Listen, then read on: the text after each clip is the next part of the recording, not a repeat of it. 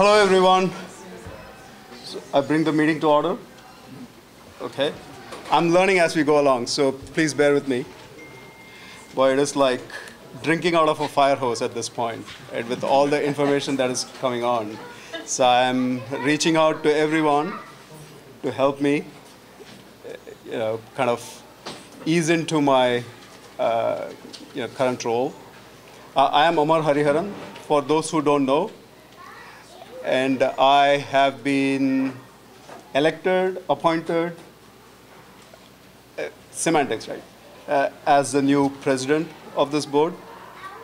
I want to welcome all of you to this meeting. It is a very important meeting. This is the first meeting since the new board has taken office. Right? There is a lot of things in the agenda that we need to cover today. So I would want my fellow board members to introduce themselves. Then we will go to the open forum where everyone will get an opportunity to speak. Sounds good? So I'm Craig Osborne. I'm now the Chief Financial Officer, CFO of the organization. I've been asked if my initials are CFO. They are not. My middle name starts with the letter S. And we're going to be spelling that out on the front over here so that people won't wonder. But I have been on the board for some time, but I've been Chief Financial Officer for about a week. And I'm Mark Roush, and also about a week, 8 days. And I live in Carino Lane. I've been here in the area since 2007. And I'm originally from Brooklyn, so if I speak quickly, and if you can't understand my accent, just throw anything my way, and that's fine, and I'll stop and I'll repeat it. And I'll try to say water instead of water, but if I don't, you'll understand. So before, okay. So before we go to the open forum, can anybody moderate the open forum for us, please?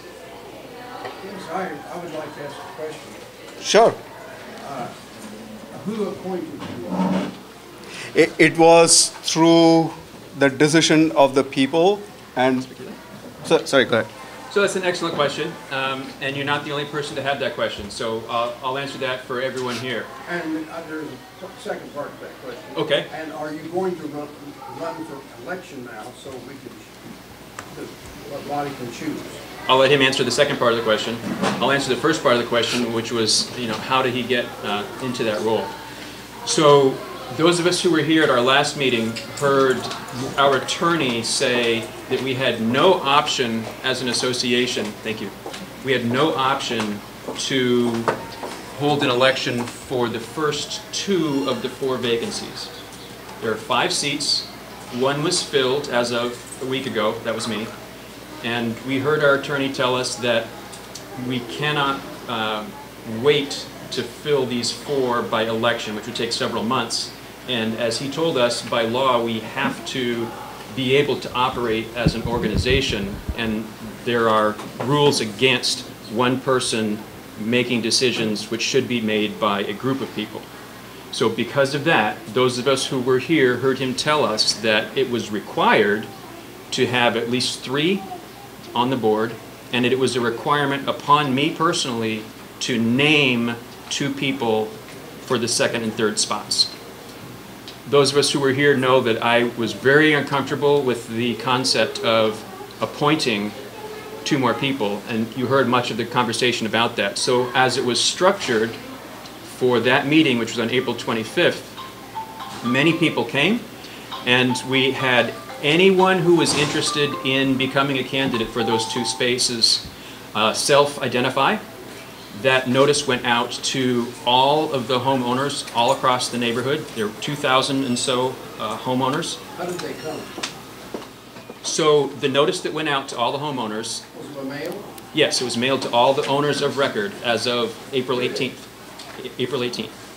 And so that notice spelled out what the process would be, spelled out how it was going to work on the night of the 25th, and it also spelled out that any homeowner who would like to put themselves into nomination for those spots here's how to do so. So on that night, the 25th, there were, what would you say, approximately 80 to 100 people here, maybe? It was around 110. Okay, I'm hearing 110.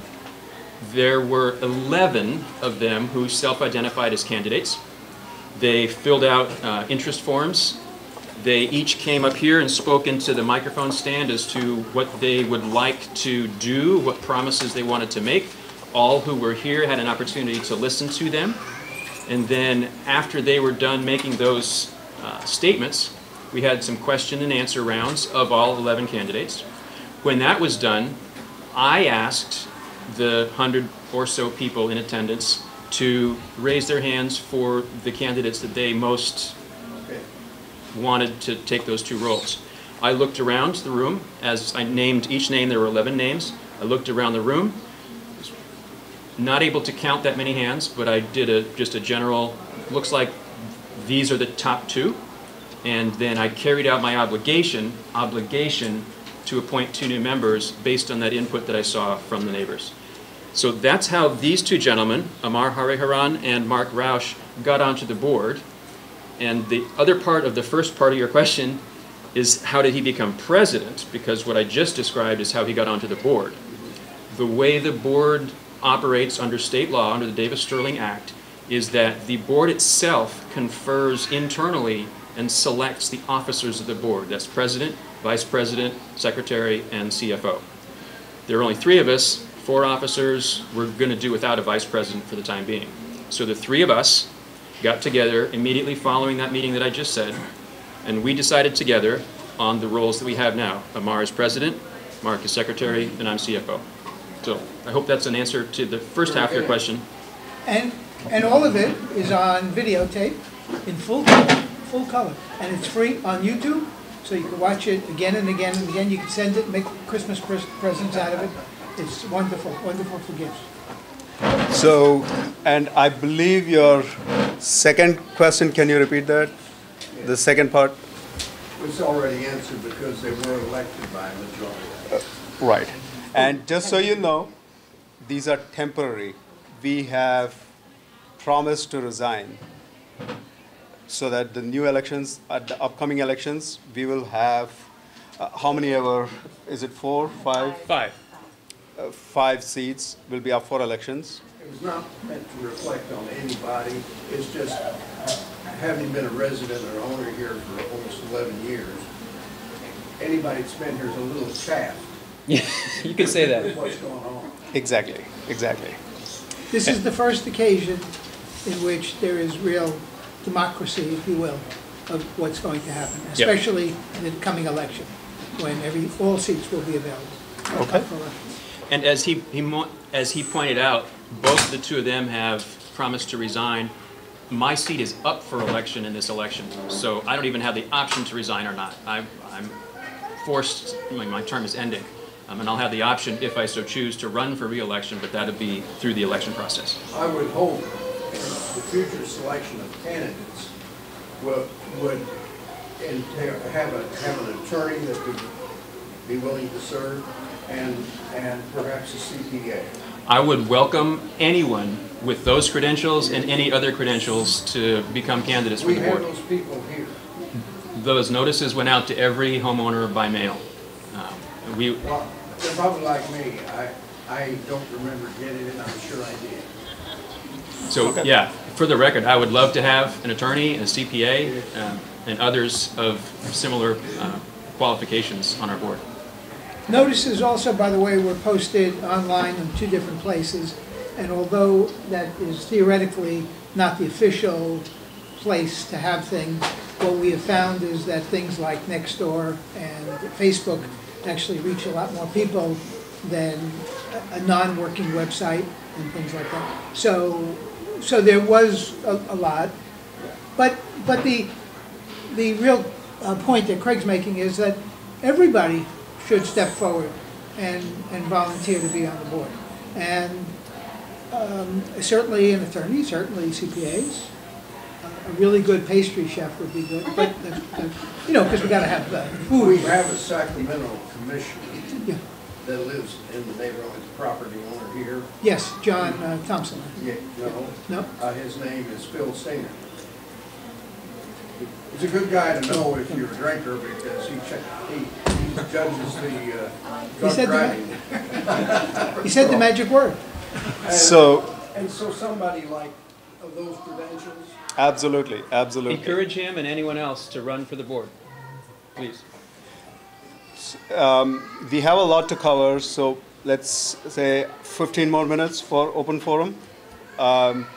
So can anyone please moderate the open forum just like how I did? I'll moderate for you. All right, go ahead.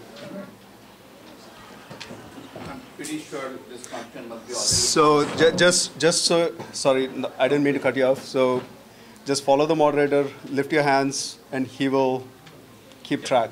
First. Sure. I'm pretty sure this question must be already answered, so I'm sorry if I'm repeating the question.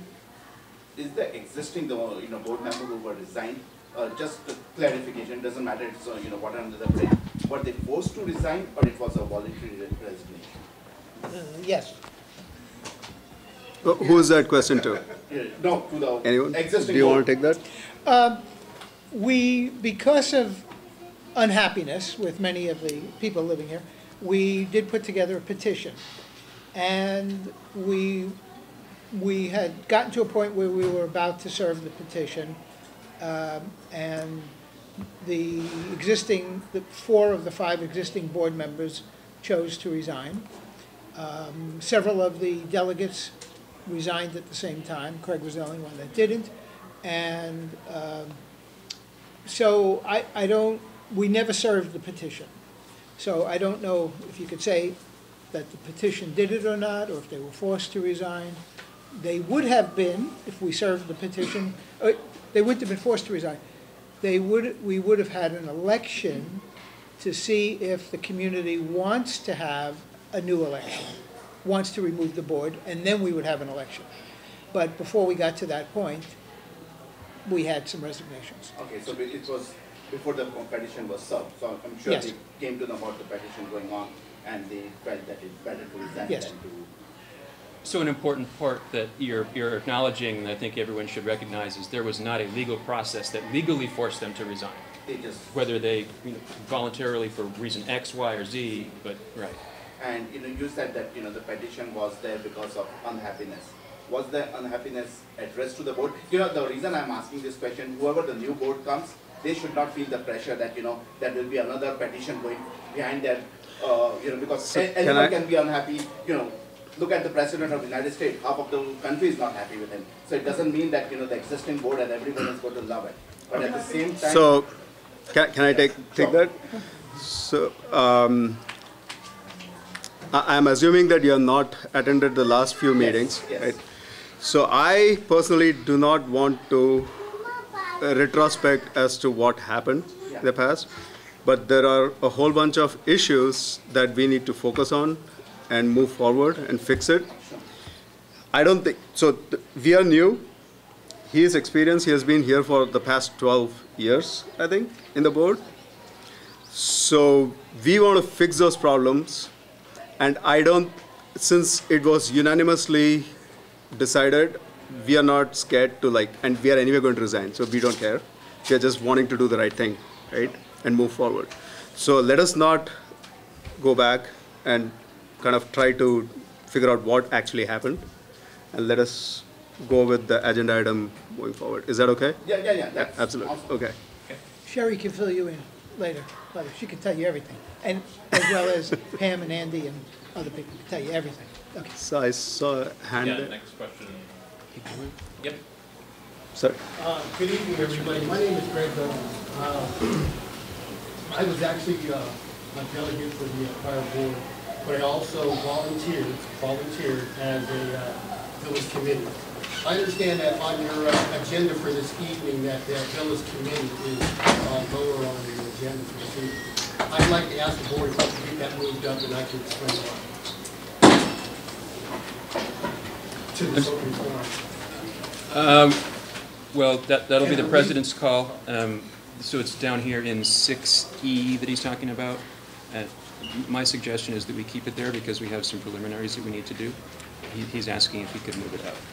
Okay. It's your call. Okay. I've got some things that I needed to present.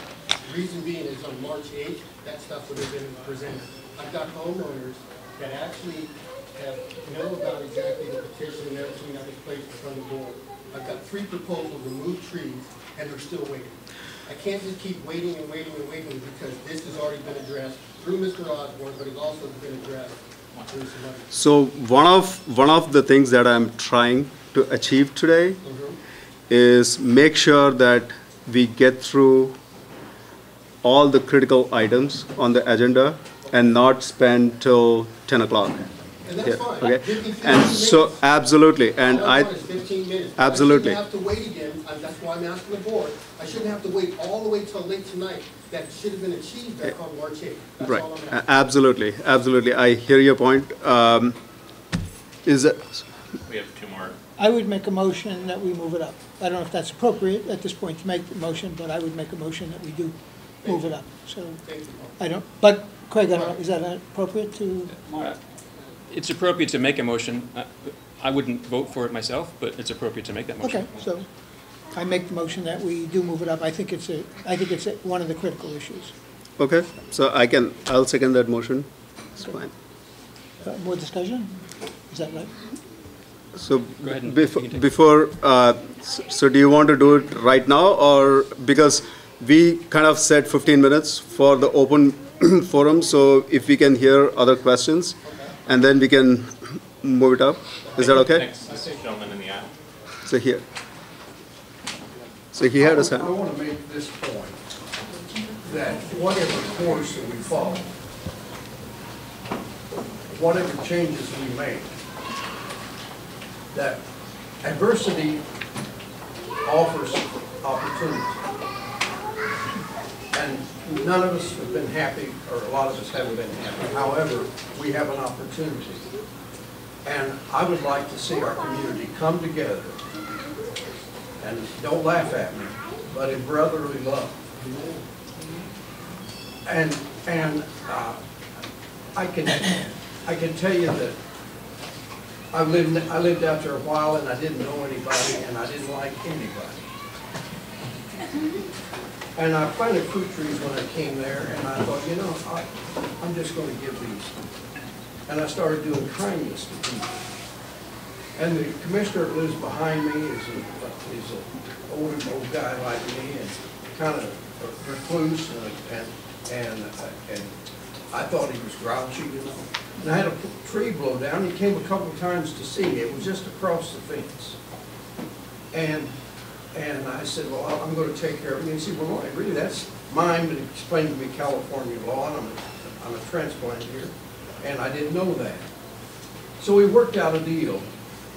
And I built half of a new fence in Redwood across there. And he paid the labor, and I did the labor. I mean, paid the material. I did the labor. I've developed what a great friend. And as I've reached out to other people, and if the whole Anatolia can come together, it'll affect our driving. It'll be someplace people want to live. That's what I'm trying to say. I want to come shake your hand. That's exactly what we need to do. Thank you. Terrible, narrow people. All right. Thank you, Daryl. And you know, the exciting thing is, and I think everybody here would agree, that what has taken place in the last 2 months is well on that way. Because people have met people that we never knew, we never talked to before. And I think, right, is that true? Yes. What everybody said? So it's great that you're here. Just because there's 35 million people and this is California, doesn't mean we can't have it the way the South has it when we're supposed to, or the Midwest, or an Okie, or whatever. Well, Brooklyn. Yeah, so I have a question, like, all this agenda that I'm seeing, like, was it not discussed properly, or because there are 15 points and it looks like we are not addressing the immediate thing that needs to be taken care, because we are running short of time, and things like fixing the swimming pool or the financial stuff or the things relating to the consortium contracts and other things that we were discussing about, I think we just need to take that as the first agenda, because we need some answer to that, because the pools are not being run now, or yeah, because Right, we got a lot of So- things to go through. Yes. Let's hit them. Let's hit them. So Let's can go. I, I did not complete my stuff, so what I'm trying to tell is like, instead of having 1 month meeting or 2 months meeting, why don't we have a piecemeal approach on this and have a meeting very frequently to get these things knocked out, so that I think that's what you're seeing here on the right-hand column, where we have specific, over the next several weeks, we're suggesting specific dates on specific focus items. May 6th on Clubhouse, May 13 on standards, June 3 on financials. I got that, but for me as a homeowner, my agenda is I need the issues that we are having as of now needs to be first Okay. prioritized, so that so, things can move quickly. so can I maybe make a suggestion, since I haven't, I didn't review the agenda, so maybe can we take like 5 minutes so that you can explain the There- agenda there- items real quick? Yes, there are a lot of things. Right, so that then we can, So number 2 is announcement.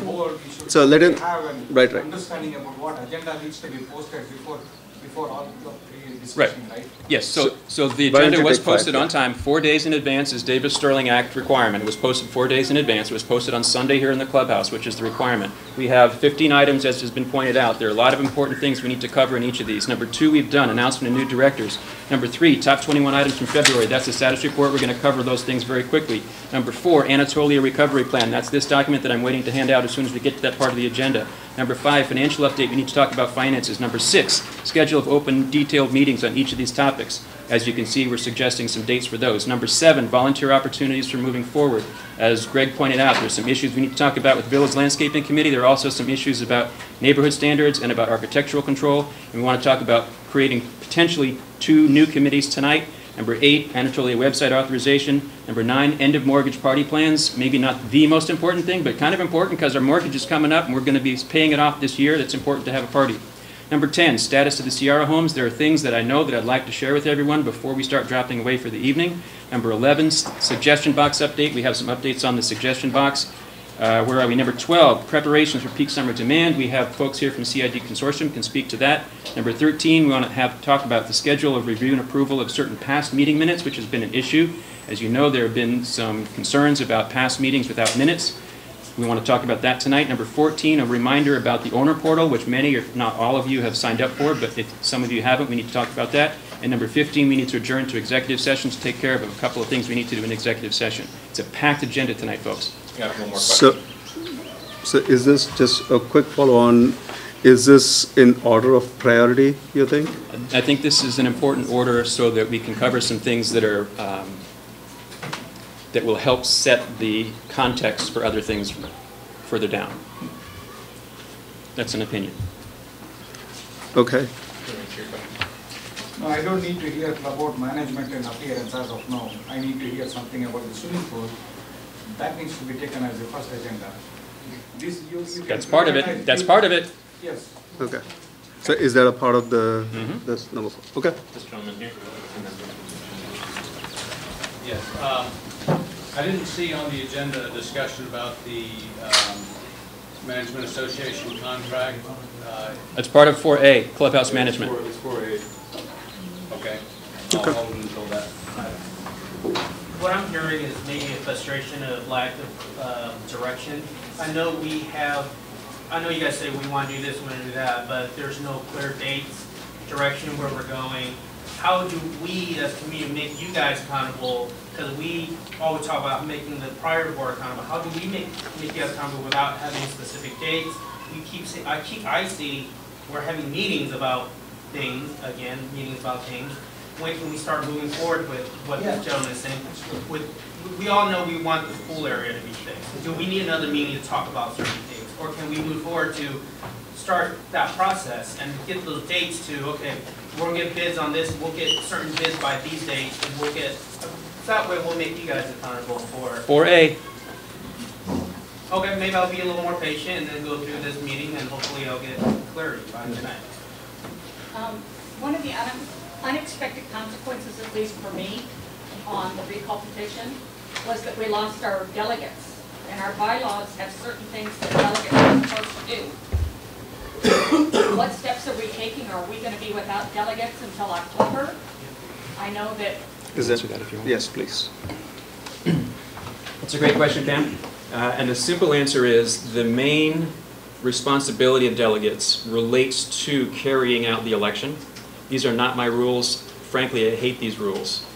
Please don't consider them my rules. I'm the mouthpiece here of what I've been told about what California state law is. But that the primary reason for those delegates is for a function that occurs as part of the election process.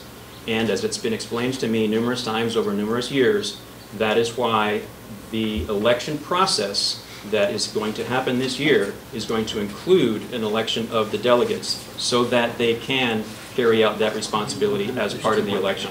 Not my rules, this is what I've been told. At the March 22nd meeting, the question came up, and Bruce, when he got into a discussion about how antiquated our bylaws are, stated that this whole delegates thing He doesn't like it either. is outdated and it needs to go away from our bylaws. So- It does. It's in our bylaws. It's in our So bylaws. I know.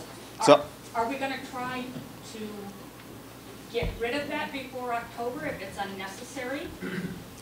So I had a meeting with Bruce, and what he told me was this bylaw business is one of the rarest, and he has seen in his list of clients, we are the only ones with this rule. So that is something I'm not sure if, since we have so many other burning issues to take care of, I'm not sure if changing that law or changing that rule should be our, list of things to do. I would definitely hope that when the elections happen and the new board of directors come, they take that on to revamp the entire, bylaws of ours. It's not just the delegation, right? There are a lot of things that we need our bylaws fixed on. I'm not sure if you're up for changing everything. He may be the right person to do it, right? I'm up for changing everything, but that's beside the point. My reading of the law, and from what we were told by Adam Sterling, another attorney firm, another law firm, is that that law is finished. The thing about the delegates and having to go through delegates is done. So it's my personal opinion, I'm not an attorney, but I play one on television, but I'm not an attorney. But it's my opinion that we therefore will be able to change that very quickly because it's simply something that has now been struck. So I don't know that we'll have to go through whatever the extenuous bylaw changes are, but that was what we've been told. Does that answer your question? What is quickly, your definition of quickly, or what? Tomorrow would be good. So we could change it tomorrow? I don't know.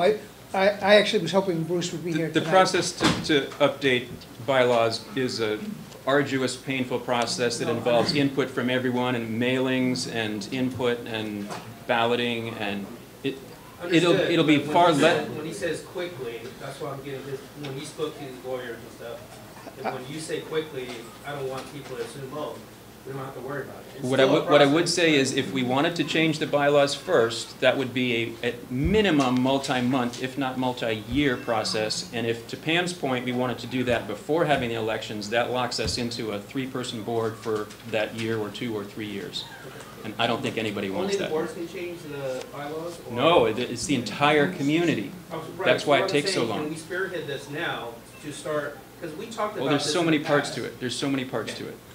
No, I know. Why can't they form a subcommittee and assign That's that what I'm person talking about. so Start that that someone now. can do that? When I originally submitted my view to Bruce a few weeks ago before I was on the board, I didn't get a response, but I didn't get a response because I'm not on the board.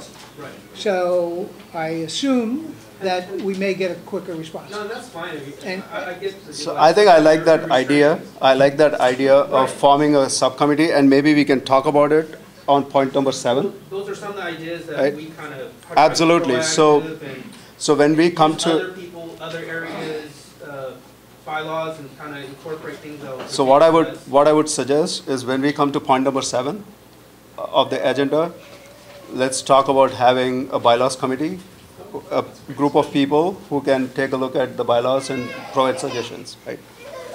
So let us take the last few, and then we will move on to the, sorry, go ahead. My name is Ansu. Again, this is kind of relating to what the gentleman was echoing, and if you look at the agenda that the gentleman had mentioned, the date I see is June 17. So some of what I was proposing in some of the next discussion was, can we form can we identify the key areas that needs to be done and is it possible to form different committees, and then those committees can, because the dates which I'm seeing is it's 1 week apart, so I'm assuming that's because of the board's availability.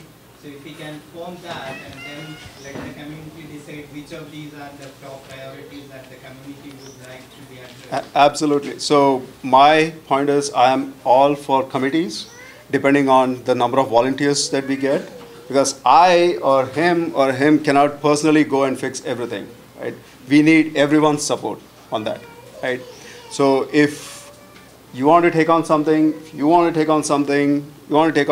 bring in like 3, 4, 5 people together and form your committee, come up with suggestions. So what are the rules of, I mean, I don't know. What So are the rules let's talk about it on number 7. All right. I just wanted to speak to your comment, Bill, that I actually talked to Bruce a little bit at the end of the last meeting before I left. He actually said that some of the bylaws are things that he can amend and clean up because it's just things that are outdated and laws change and whatever else. But as Craig said, there are some things that the whole community will have to look at and vote on. And so hopefully you'll be able to get that opportunity with the committee to figure out what's the quick stuff and what's not the quick stuff. So when Mark said that bylaw was outdated or somehow cannot be fixed fairly quickly, like you said? Well, that, of course, he wasn't gonna answer that to me, because he has to answer that to the board, but that was my hope when I talked to him about it. The things that in Davis Sterling that have said that that's outdated, hopefully that's an easier fix, but I can't guarantee it, he's not gonna answer, So, Did you still have? Just super quick, we're touching on violations in 4B, is that a correct assumption? Yes. Okay. Okay. And in 7D and E. okay. So So I would say we would move on to the agenda items. Can we move yours to 4A? Yeah. Okay.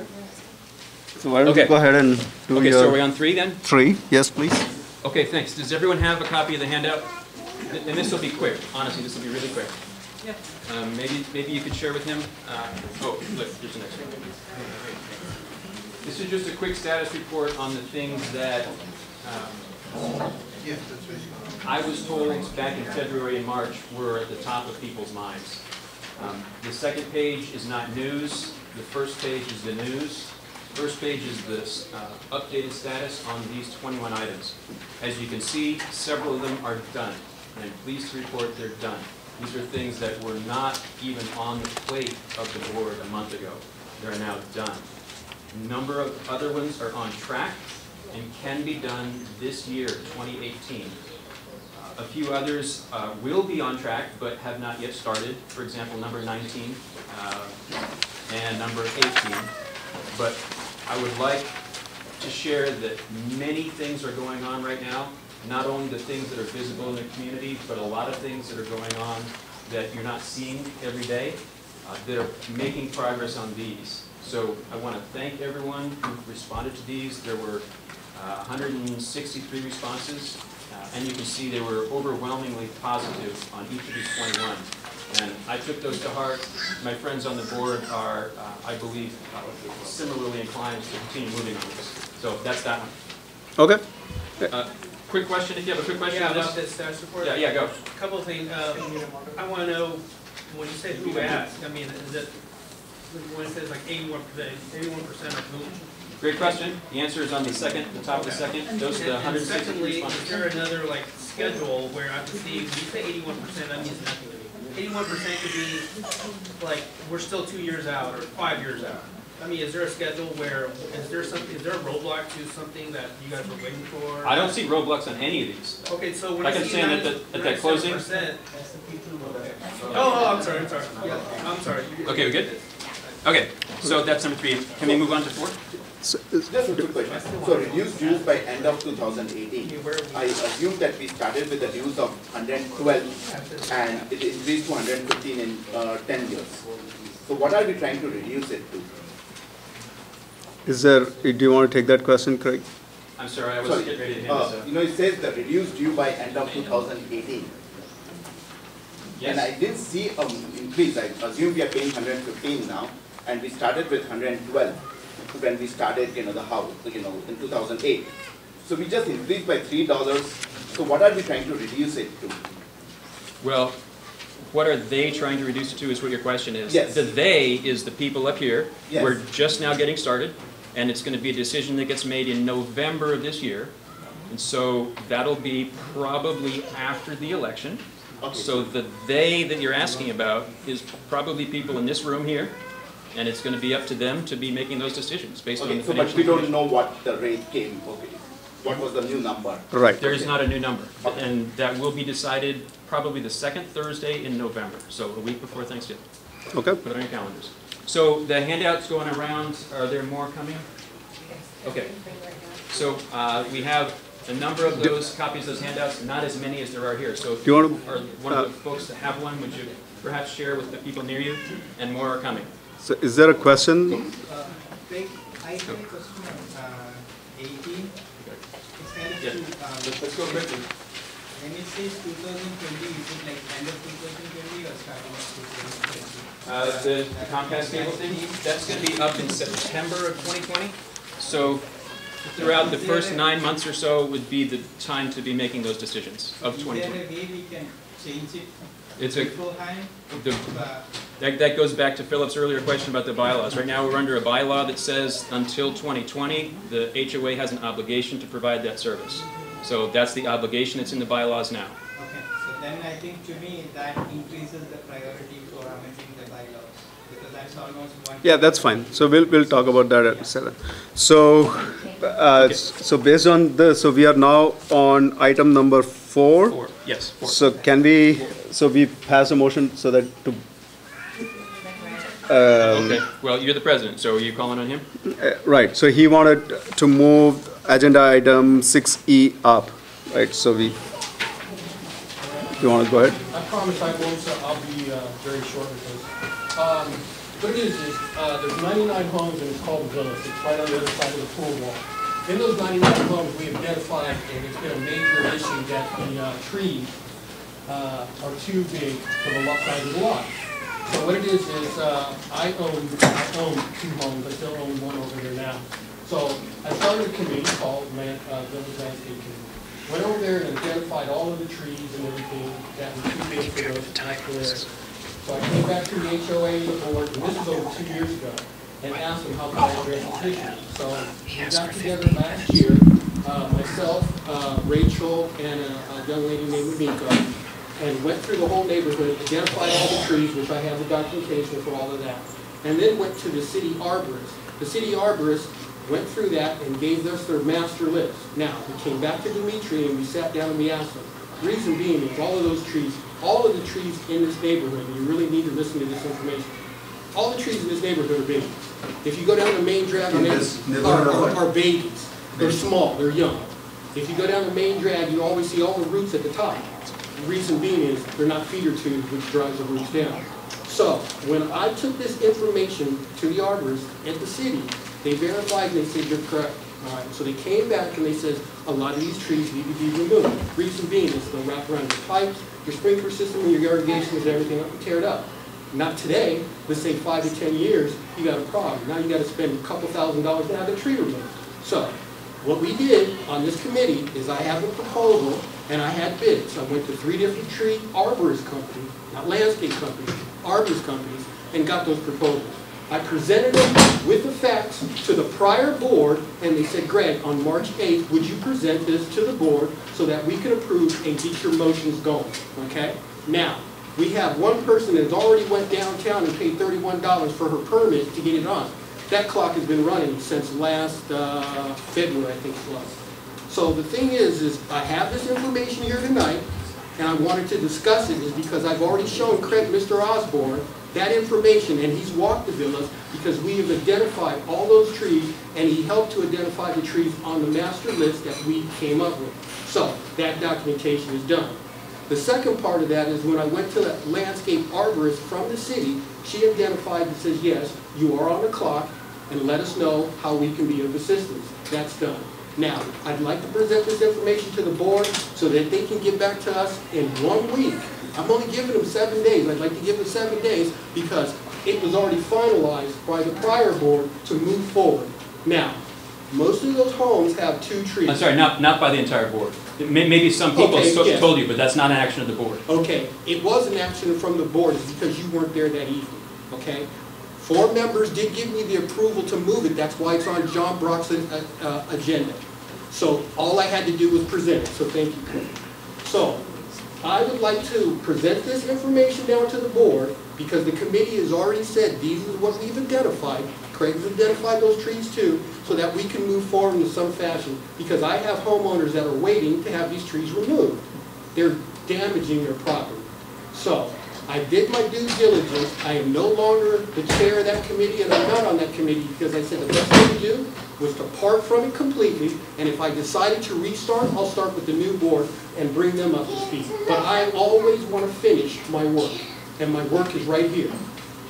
The second part of this, the villas pay $163.85 a month. We paid an additional $47.85 a month for our front yard landscape. I have a contract that shows, and I just talked to Mr. John Persida, that's who actually is the landscape company. We're paying an additional $20 over what we're supposed to pay.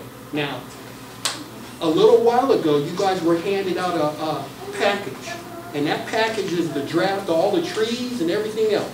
But in the very back of it, on page 4, it says Villas Landscape, tree irrigation and everything else. And we were paying $5 per person or per homeowner per month. And we've been doing that since 2005. Come to find out, it was told by the prior board, you don't replace trees or shrubs. That's something I'm paying for, so why am I getting it? So all of this information was passed to the prior board, and they said, yes, Greg, we will address all of those issues and take care of what needs to be done. So that's why I'm presenting it to the board now, that I should have an interim board.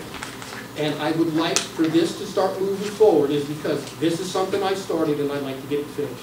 That's all I have to say, but I would like to present this to the board so that they can make a final decision on it, but I need 1 week because I need to let these people know. Fair. Thank you. Thank you. I have a question, Okay. a clarification question. Yes.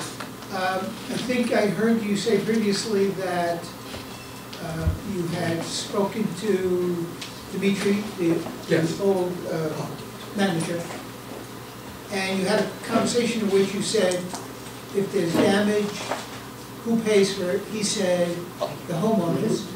You asked him again, and then he said the HOA. Correct. Right?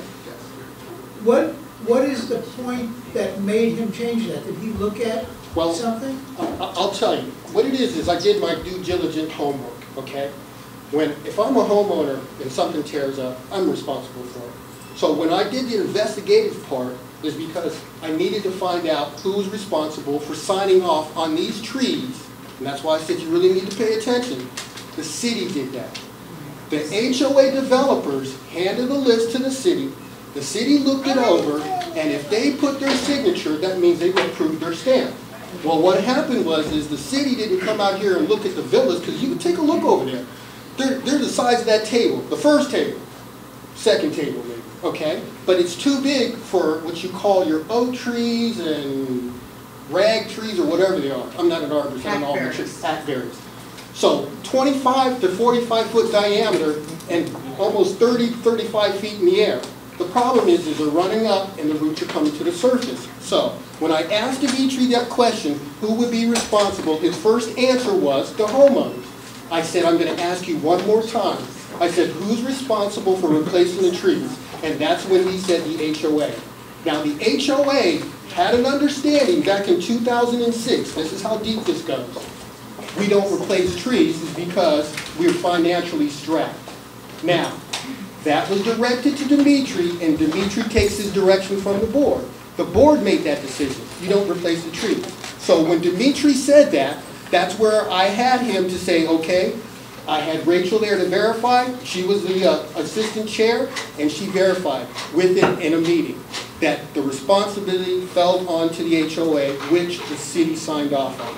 So yes, to clarify your answer. This is kind of what I would like you to do. Okay. Is probably do the same for entire Anatolia, right? Sure. Not just for villas, right? So it is, but that is what I would love for you to head a committee that will take the entire Anatolia, because if they have, this is probably not just a villas problem. That's right.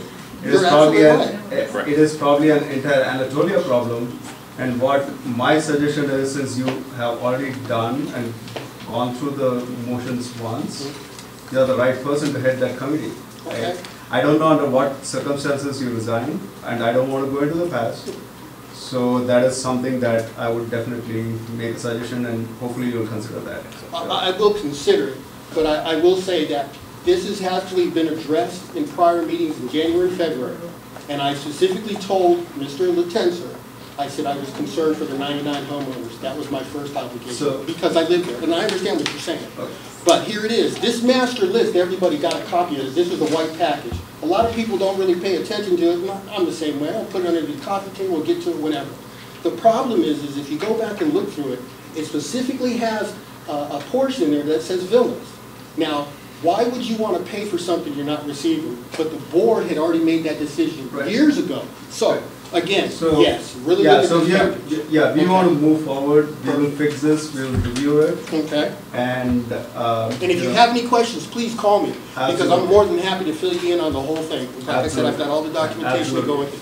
So I think I see a lot of hands. So maybe would you continue to moderate? Sure. For us? But I think we need to move on to the next If few. these questions were Right. So can I? Right. Let's forget. Yes. They do relate to this? Are they relating to his point? I think we should wait until next week, when he actually presents the papers, and when we vote. No, I just wanted to know one clarification, because it will help the next week.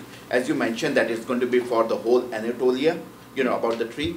But what I heard that the villas are paying extra $40 to, so 167. So if the clubs, if everyone is going to take, I will love to, someone else take care of my front yard, I will save $30 every month.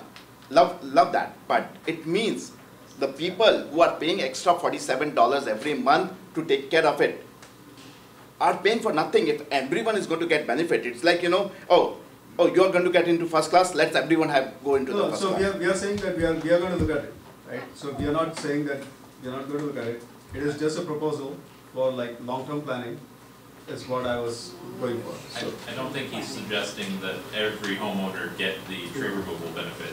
Yeah, right. Okay, fine. That I just wanted to make sure everyone's getting it. Right. So if we can have real quick, I saw quite a few. 1, 2, 3, 4. Because I want to move past this, so who's first? Let's be real quick. All right, my trees are the same thing. I'm here, so why can't I have my trees?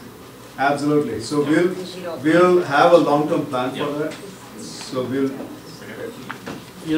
My daughter lives in the villa, and I'll tell you how bad that is. Those trees are growing under those foundations, and they are going to crack those foundations. Right.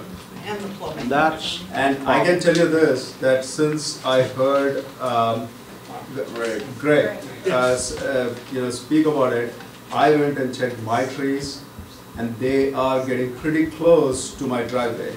So that is the first thing I saw. So thank you, Greg, for bringing this up. And here in the back.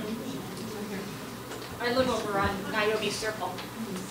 we have 3 passes of the lawnmower, my front yard is cut. And I did have Case stop and talk to me because we're required to have 2 trees in that spot. We had to have the sycamore, which is gonna get to be eventually 60 feet tall, removed from our yard. And when we removed it, not only was it heading to damage both the driveway and the sidewalk, every single connection, cable, electrical, plumbing, sewage, everything was underneath that tree to the point they couldn't grind the stump except for 3 inches. Okay. For fear of hitting it. So this is significant. And that same issue exists right now on Herodian in a very bad way, and on Anatolia Drive, especially the north central part, in a really bad way, and those need to be addressed. When Case came, he stopped to tell me I had to put another tree in there. Oh. There's no way. I can't. So we will, what I suggest is we will, hopefully we'll reel him back in and ask him to take over entire Anatolia and go and identify all the trees and come up with a plan for that. Right? One thing I wanted to suggest. Yes, please. Is there was a packet of information that came to the homeowners when they first bought about what you can and can't put in your yards plant-wise. Supposedly, the builders went to the Sacramento Tree Foundation and got approval to put all of these trees in. I called them out because my tree was sick, it was diseased, and had them come and look at it because the original intent was, what do I need to do to make it well? Number one, they said they never came out here and did that. That was number one. And everything in here is wrong. Right. Yeah. So can we just, as I said earlier on, we just want to come up with a plan as to what we are going to do. Okay. So let us figure that out. Sorry. I just wanted to speak to Pam's thing. I had to get a tree replaced as well, and I talked to Sacramento Tree Foundation, and actually these people are very helpful. They will come out, mark everything, and tell you what kind of tree should be in your front lawn. Absolutely. And so that's something the committee can go, okay, what do we agree works for this street, and then they can say, okay, you can pick out of these trees, but it has to be the trees that the Sacramento Foundation says is okay to put in that spot, around those lines, all that stuff. I went through that, and it was very easy. I would suggest, yeah, I had to argue with the committee for that. We'll come to that on 7B. So we'll, what I would say is whoever is raising their hands, I see Al, everyone, yes, I'm going to put you in that committee. 7B. I'm going to put you in that committee, okay? So, we will come up with solutions. So there are a couple of, Al, did you have a point? And then I do have a point. She's first. I'm sorry, man. Go ahead. I'm sorry. Go ahead. Go ahead. No, sweet. Go ahead. Did I understand you said that the city of Rancho Cordova signed off on these trees? Yes, ma'am. If the city of Rancho Cordova signed off for those trees to be put in your yard, it's their responsibility. They will come out, and the city will have to remove those trees, because that's the law. I've been living in Rancho Cordova. No, if they approved it, they approved those trees. And those trees not supposed to be in that space. Because of all trees. so, guys, can I I just want to address her real quick. So what it is when the developer got the master list, they have to hand it to the city, because the city, and if you don't look at it, if you look at it, the city has to give you the referral and the okay to put those trees in this ground. That's it. The city is the master on all of that. Okay, now, if the city, just real quick. If the city signed off on it, they're saying that, yes, that tree can go in the ground. Now, yes, it can be a fight to go back and forth. We've already pulled one permit, and we've already had one arborist says, yes, there might have been a mistake here. And that mistake is they're not really going to fess up to it. So that's why we came back to the board and the HOA that says, hey, how can we address this issue? I've got that part solved. I just need to let the new board, interim board and the new board know exactly what's going on, because it does affect the whole community. So we will address this issue, but we really need to address some of the other burning issues, right? So, and we have a plan. We will form a committee. All right, so did, I'll just get, we finna do this, and then you're gonna come back to me, or you guys recognized me a few minutes ago, and Is it related to the trees? Is it related to the trees? We're gonna do this, and then you're gonna, listen to my point of view, or what are we gonna do? Is it related to the trees? It's related to the trees and this whole, I was here last Thursday, am I right or wrong? No, you have to hold this, you have to hold this out, I'm sorry. We've already gone past a lot of stuff. Okay, so, We have a tree so specific. it's going forward, it's No, going no, forward. it's not going. So we're talking about trees, and we're talking about what others? Alfred. There is a whole What agenda. other? We have Get to the other issues. a conversation. Okay. You gotta let us move on. You know, this is my whole point. This is what I'm saying. I travel a lot, so like I said, I try to make these meetings when I can. I gotta get on a flight. Let me say this. This I don't need. What I'm saying is, whether it's regardless about trees, because I have a neighbor that's directly across the street from me that already had an issue with a tree, because he cut that tree out of the front yard because it had started building roots. The roots had started cracking his driveway. So he cut it out, he got fined. The homeowner association told him, well, we're gonna fine you, you gotta replace the tree, and it's gonna cost you this much money unless you get so many people to sign. So sure, I was one of the people to sign, said, no, that's not your fault or whatever. So that's the tree issue. Going forward, my issue is this. I was here last Thursday, and then I'm here now. What I understand from what I do, what I understand. Go forward, Alfred. Alfred, we had a very lengthy, open forum conversation. We did, but my whole point is this. These people deserve to hear what I have to say in regards to going forward. Alfred, am I right or wrong? No, Alfred, you knocked on my door and asked me to sign something. And then all of a sudden now, this is a political thing. It's like it's like we got to do step one and step two. These people are just common people. These people own their homes and they just want what's best for their homes and what's to protect everything. But you guys are talking about now, hey, Alfred, oh, let's not talk about this. What I'm saying is I am about to leave. I only have something really simple to say. The worst problem is when everything gets turned into a political situation. I'll give you a perfect example. Churches, our government, and whatever, when it turns into political, then it's political. It's not about the people. It's political. You're going to do whatever you want to do. Even if you get elected now, because you knocked on my door, you had me sign something, whoever get elected or whatever, you're going to get things that you're going to say, well, we got to do it this way, we got to do it this way. All I'm saying is this. For these homeowners, they don't have access to a pool right now. They have that is paying $115. Hey, I am not, like I say, give me a couple of minutes and then you don't have to worry about me, because I would never come to another meeting. But I'm going to say what I need to say, because these people need to know. The bottom line is people that pay $115 a month for this. It's other developments that has run very smooth and they don't need to pay that. My whole point is this.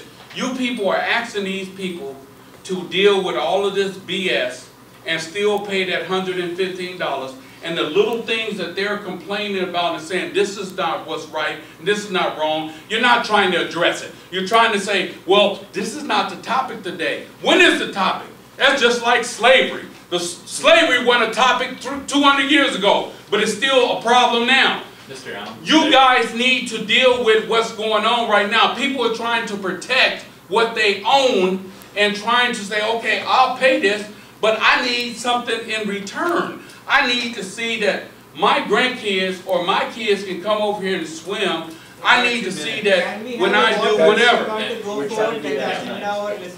That's my whole point. My whole point is dancing around and doing this for the dance. Like I say, I told you guys before, I am a federal employee. I got letters from Mr. Allen, we need to move on. Congressional Everyone people here like Matt Bear and stuff like that. Mr. Allen. Because what I'm saying is, what you guys are doing is you're still trying to cover up smoke and still, what I'm saying, make this thing political. It's simple. They're not making it political. They're working through the issues. No, what these people are asking for is not. Can I say something, please? So, are you going to stay till the end of the meeting? For what? For what? For you can try to blow some proverbial bullshit in my ear? I know what political shit is. I know what political BS is. There's children in here. Language and I'm volume. sorry. No, I apologize. I'm sorry. I apologize. So we are trying to What fix. time are you leaving? How many more minutes? I'll leave now. So we are trying to solve all the issues that you are bringing up, but there is a method to this madness, right? We have to follow certain rules and protocols, otherwise we will be all over the place, right? Oh, suddenly we are going and fixing the trees. Oh, we are coming and fixing the pool. Oh, the roads needs to be retarred. So we need to follow a protocol, right? And we will get to everything. And there is nothing political about this. Right. We are just following some steps so that we can get to as many issues as possible and solve them. That's all it is. Okay. And if you don't agree with the list, make the list so that we can cover it in upcoming meetings. Because unless we have a list of what all of your concerns are, there's no way for the board to address all of them. And that's an excellent point, and that's what the top 21 was intended to do. And if there are more, we can add them. So we Okay. need to Ready to go? Yes. Okay. I surely don't want to stay till 11 o'clock. I'm sure none of you guys want to stay till like midnight, right? So let us, go ahead. Okay, so we're on agenda item number 4, Anatolia Recovery Plan. Let's talk about Anatolia Recovery Plan. So who still needs some? I'm gonna put a big bunch right here. Could you please help them get some? I'm gonna put a big bunch right here.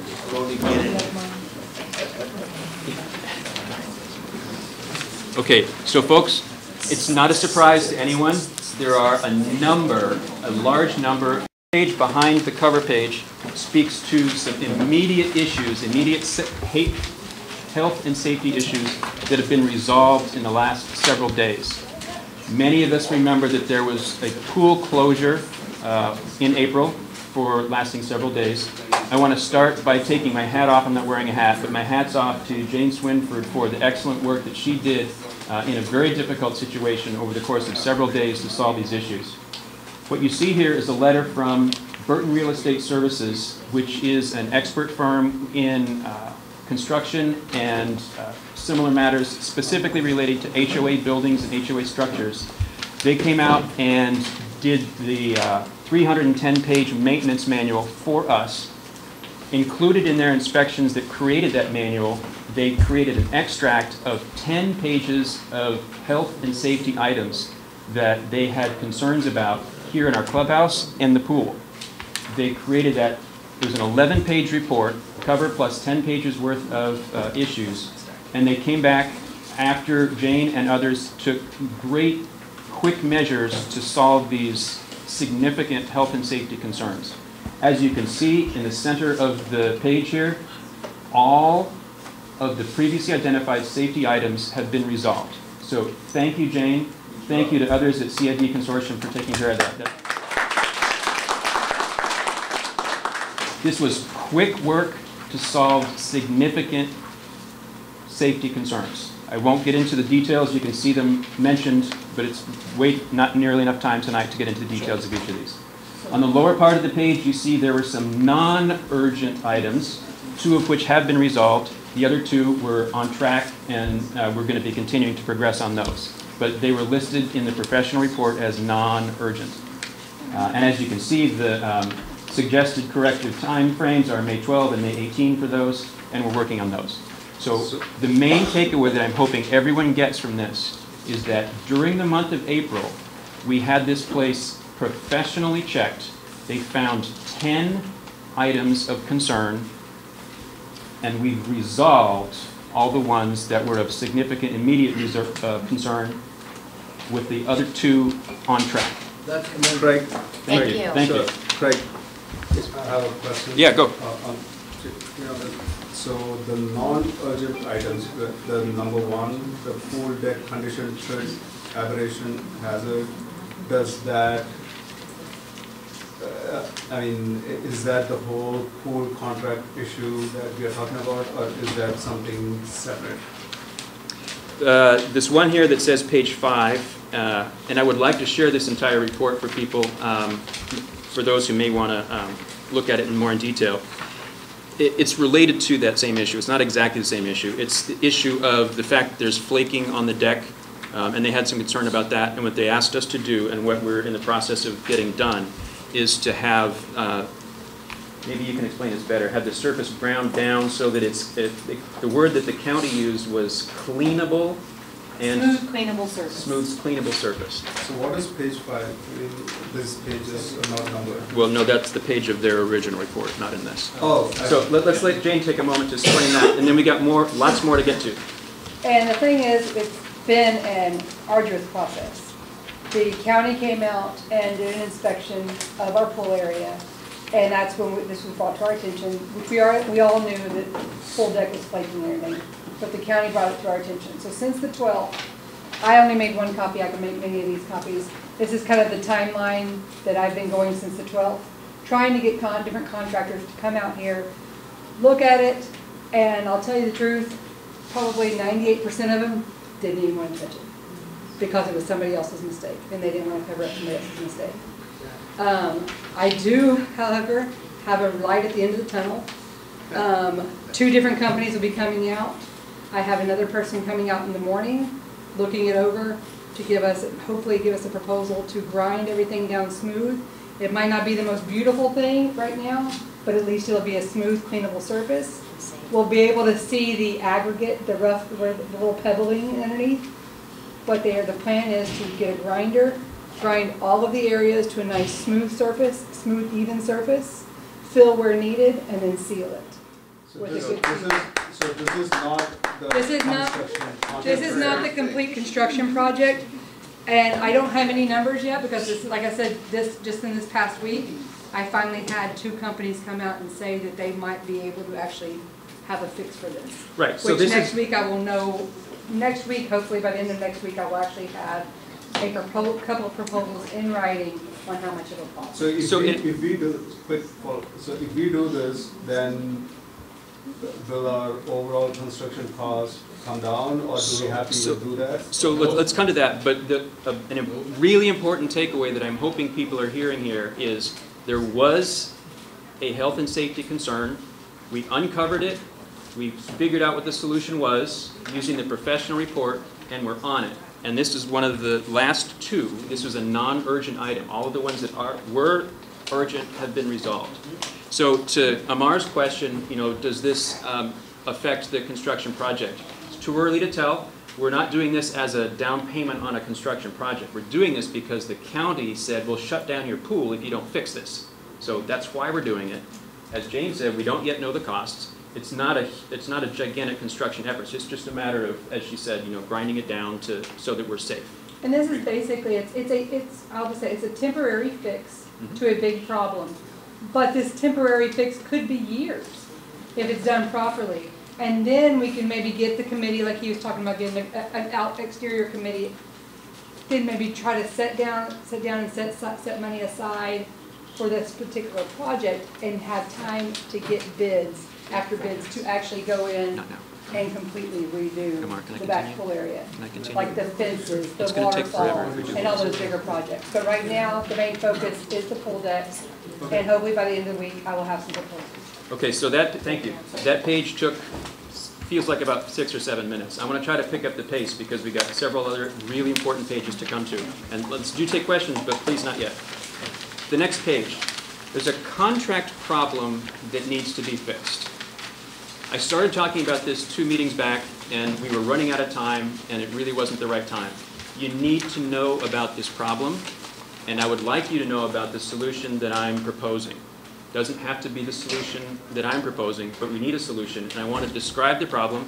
This is one of the lesser-known problems, but it could potentially have the potential to make many, many of the problems that we're well aware of worse. I would like to have a solution that makes them better and gets us back to where we need to be. The problem in a nutshell is the contract that we currently have with our provider, CID Consortium, and they're excellent people to work with. I've really enjoyed working with them in the past several weeks, and I'm looking forward to continuing to work with them for a long time in the future. But the contract that we have excludes some really, really important things that we need them to do, and not just to do, but to take responsibility for. Here's the issue. It shifts too many risks to us, and I'll get into specifics, but I just want to summarize it first. It shifts too many risks to us. My responsibility as a board member is to protect the interests of the homeowners. It is my strong opinion that the contract as currently worded is not in our best interests. Therefore, I'm strongly motivated to help educate everyone in the room so that you can see the problem, and perhaps you may agree with me on the solution, perhaps you may disagree with me on the solution. Maybe we can have a good reason to debate about what the right solution should be. Our current contract structure can be fixed with a far better contract. I'm on the 4th bullet. A contract that we deserve with the incumbent, possibly with a competitor. I'm really pleased with the incumbent. I'd kind of like to keep the incumbent, quite frankly, if the board agrees that these risks should not fall to us. So I'm also trying to convince the two gentlemen sitting to my left that there's a problem here so that we can take action as a board. Center paragraph, we have a fix available. Our incumbent has expressed, and I will ask him in a couple of moments tonight to express to everyone their willingness to offer a contract that better meets our needs. And also, for our knowledge, there are several strong competitors in the area, and they may be willing to compete for a business, which could improve price competition. You get a great contractor that's going to come out and do some work on your house, you really like him, that's good. You might want to talk to a second or a third as well. It's not about not liking them. It's not about that you think that they're bad, that you think that they're great. I think these guys are great. I want to go on record saying I think they're great. But we also have the opportunity to do some good price competition. Okay, 3rd paragraph. The current company, CID Consortium, in my opinion, is very professional and is giving us excellent service for our accounting needs. I would like to give them an opportunity to give us service on our other needs, which we desperately, desperately need them to take responsibility for. We can and should ask for their best proposal that fits our full needs optimally. At the same time, we should ask other top management companies. I made that point. Closing comment, with the current contract, we're stuck holding the bag for too many risks. Okay, Craig, you've been John about what these risks are. Let's talk specifics. Please turn the page. The responsibility for day-to-day management under our current contract is placed on us, the homeowners. There is no responsibility in the contract today that is taken by CID Consortium to manage the clubhouse. What their contract requires them to do is do things that we ask them if the board sends them a request. Like, hey, could you please replace this light bulb? Hey, could you please repair that? Hey, could you please fix the pool? I don't want to be in the role, and I bet my colleagues up here and anyone running for the board doesn't want to be in the role of saying, hey, could you please restripe the parking lot? Hey, could you please fix that carpet? Hey, there's an issue going on today. Hey, there's a fight going on in the gym. We don't want to be in that role.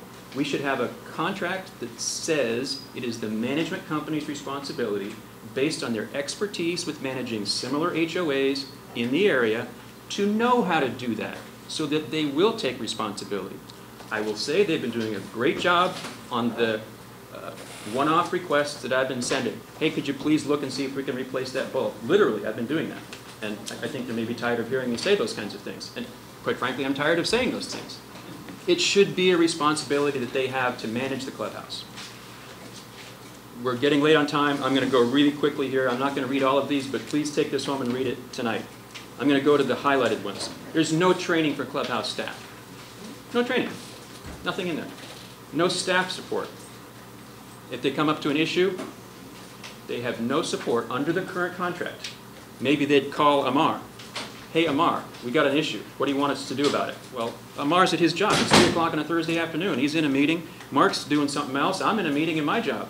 I don't want that responsibility falling to the board. That should be something, if they have a corporate structure, and I'm quite sure that these guys do have a corporate structure, you know, with the department that handles things like maintenance. Call those guys.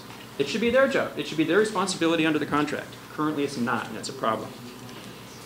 Last point, and I'll make it quickly. We all heard from our attorney a couple of meetings ago that there is a legal concern about the contract because of the way that it was signed on our end that makes it difficult for us to enforce that contract.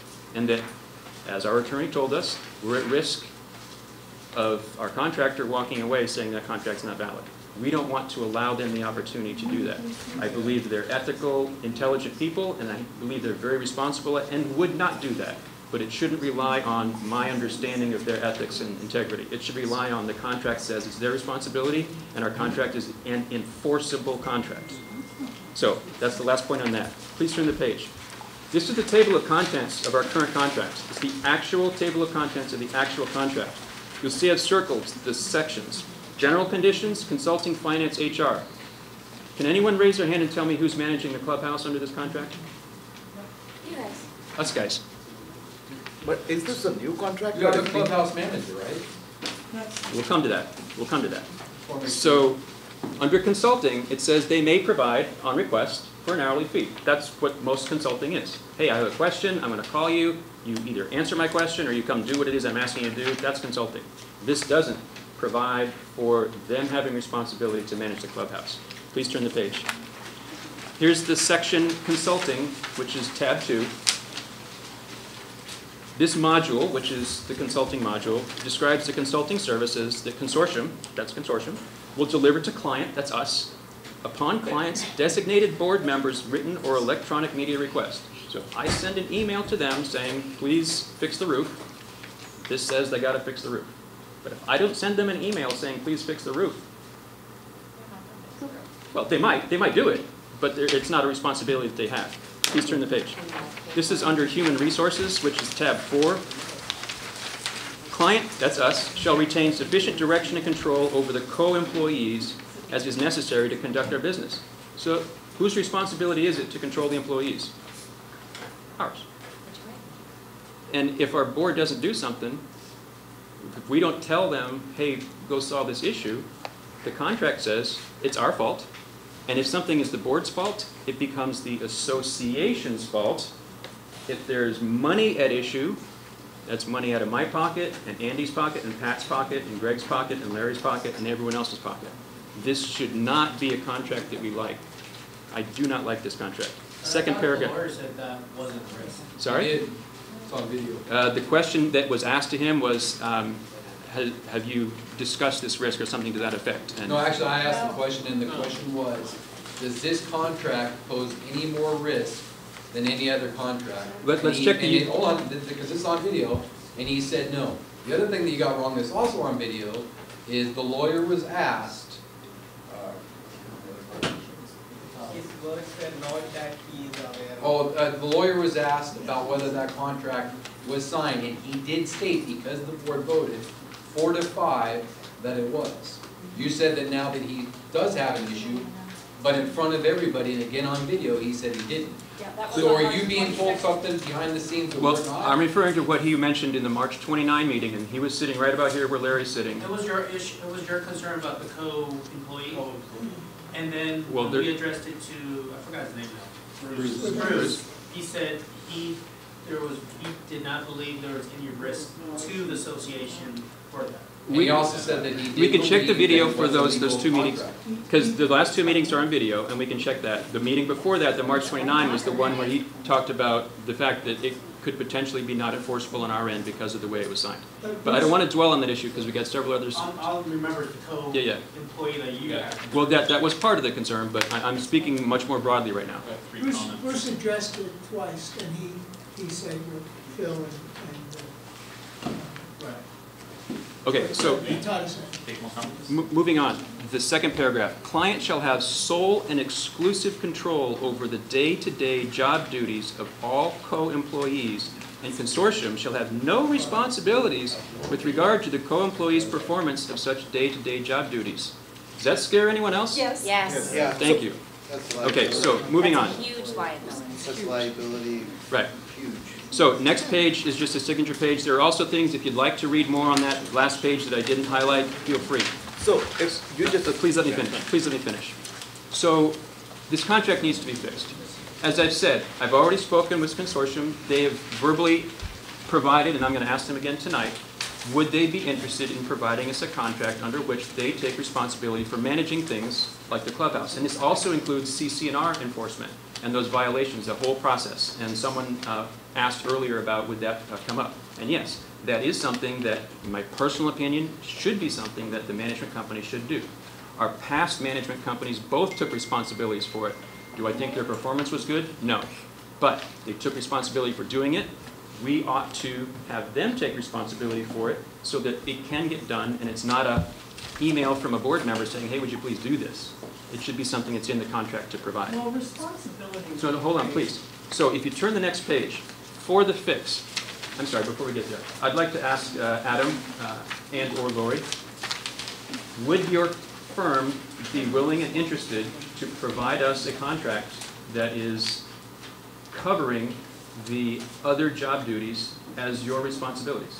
I believe that your presentation tonight omits a significant amount of data that is important to fully discuss this topic.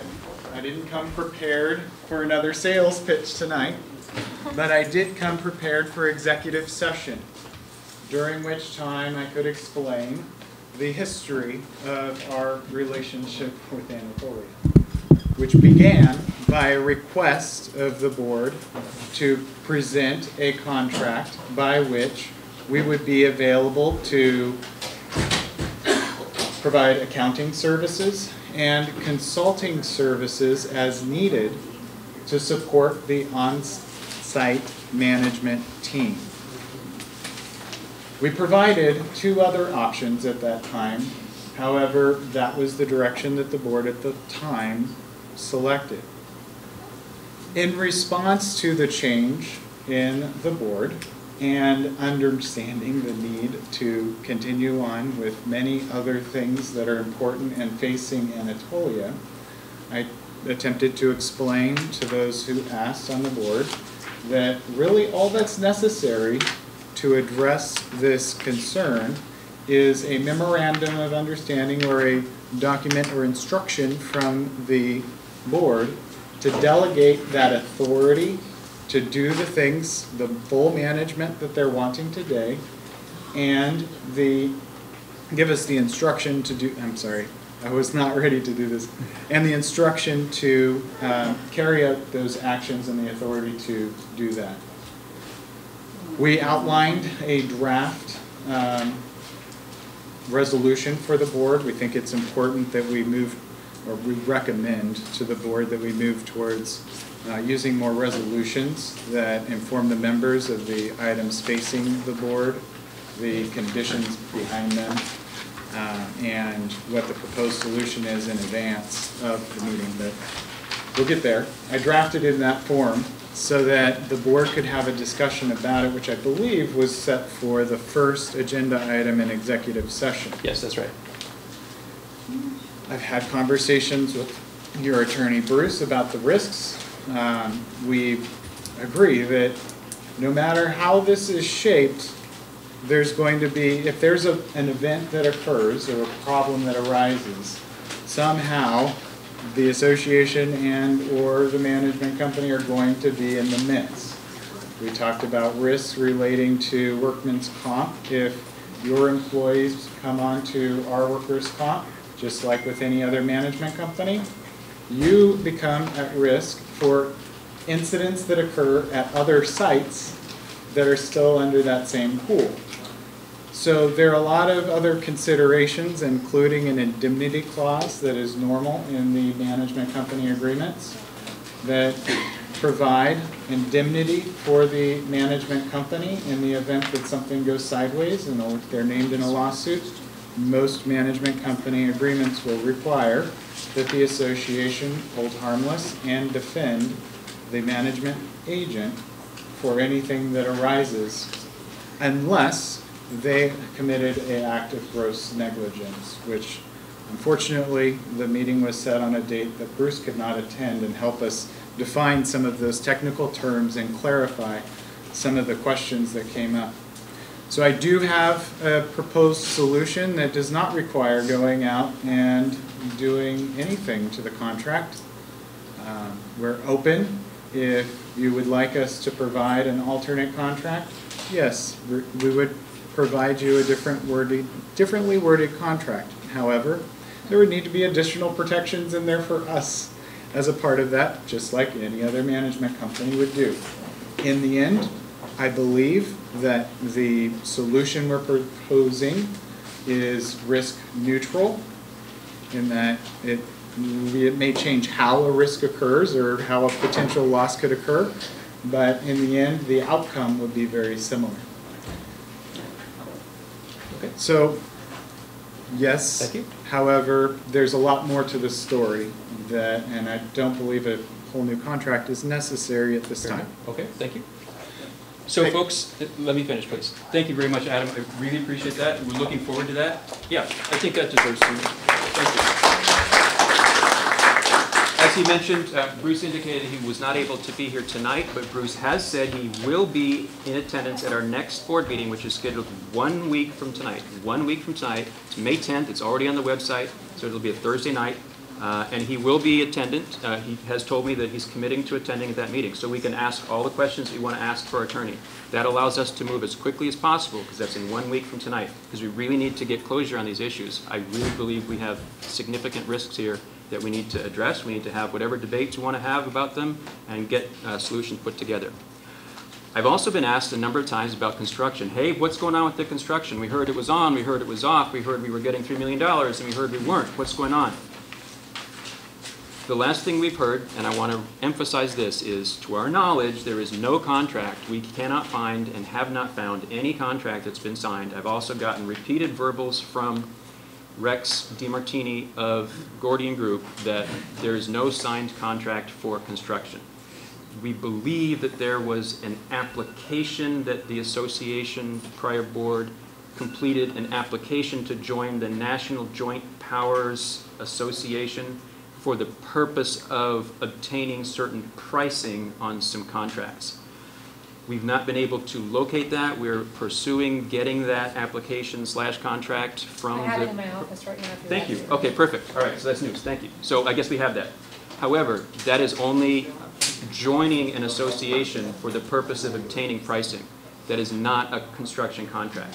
So then the question becomes, well, okay, so now if we're off on the construction project that was described a month or so ago, what are we going to do about the construction needs that we have? That's a great question. That's the last page in this recovery plan. This is a proposed 3-year clubhouse improvement plan to make our clubhouse attractive and inviting for us. That's what we want. We want safe, attractive, and inviting. Safe, we pretty much have covered. I've talked about that earlier. So attractive and inviting. Here's a 3-year plan. Let's have a discussion about it. Maybe not tonight, but this is on paper so that we can start having our discussion about it. It would be a 3-year plan. Year 1 is 2018. First bullet is done. Immediate health and safety corrections. Second and third bullets would be to create the clubhouse exterior committee and interior committee. I'd like to accomplish that tonight. Those of us who are interested in the exterior and would like to be involved in those decisions, please sign up for the exterior committee. We'll have an opportunity tonight. Those of us who are interested in interior issues, floors, lights, the paint issues that we have here in the fireplace area, please join the interior committee. We'd like to set those committees up tonight. Interim measures for pool deck. You heard Jane and myself talk about that a little bit earlier. That's another thing that we can be doing this year, year 1.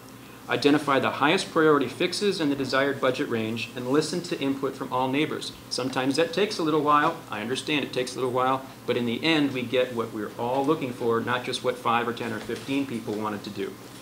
Begin competitive bidding process, so important. We all saw what happened last time. Let's have a competitive bidding process. Enough said. Next, continuously update all neighbors on plans, progress, and costs via website and flyers at Clubhouse. We keep hearing concerns about transparency. That's what we need to solve so that everyone can feel confident and comfortable that they know what's going on and they know how the decisions are being made. That's really important. That's got to be part of year 1. And finally, begin the fixes, right? Whatever it is that we decided in the upper bullets, get those started. So that's year 1. Year 2, complete the ones for the outdoor areas before summertime. We'd really like to have those done maybe during the winter time. May not be feasible for a lot of construction schedules and because of weather. I'm not an expert. I'm not going to say we should do it then, but I am going to say let's see if we can get it done by summertime of 2019. Begin the pool season with all the construction completed. Wouldn't that be wonderful, right? Yes. And finally, continue with the highest priorities. That's the rest of year 2. Year 3, 2020, finish the high priority indoor fixes and any other fixes identified by those advisory committees consistent with budget. We should not go start scoping out projects without knowing exactly how much money we have and knowing exactly where that money is coming from and having a consensus process within our neighborhood to decide that yes, we want to go that way. Or if we don't, let's not. So that's the 3-year plan. That is what I believe would help us with the top 21. If you go back to the top 21, item number 5, which was fix the pool area and make a 3-year plan for other necessary improvements. I heard 87% of people saying you want to do that. This is my proposal for doing that. Let's see if the board agrees with doing this. Thank you for being patient. I just have one quick question. So he's our moderator. Yeah. You want questions from earlier or fresh hands? Okay, we'll just start right. Go ahead. Okay. You just mentioned that this contract was not signed by the current member. I don't think I said it that way, but there are concerns about the way it was signed, yes. The way it's signed. And if I look at the contract, it says the president. The title says president in the contract. So what does that mean? Was this not approved by the board and it was signed? That's an excellent question, and I think that we should probably discuss it offline. There are a lot of folks in the room that could help answer that question. Great question, but you should get that answered. So my question is this: if the pool area keeps getting worse and we grind down that areas, what's going to stop the other areas from keep getting worse? It keeps expanding. Number 2 on that, you cannot do the work during the winter period. I can tell you that unequivocally. Okay, so now we know. Okay, yeah, so the 3 years can't wait. Most people here know Mr. Myers, who's done many freeways around here.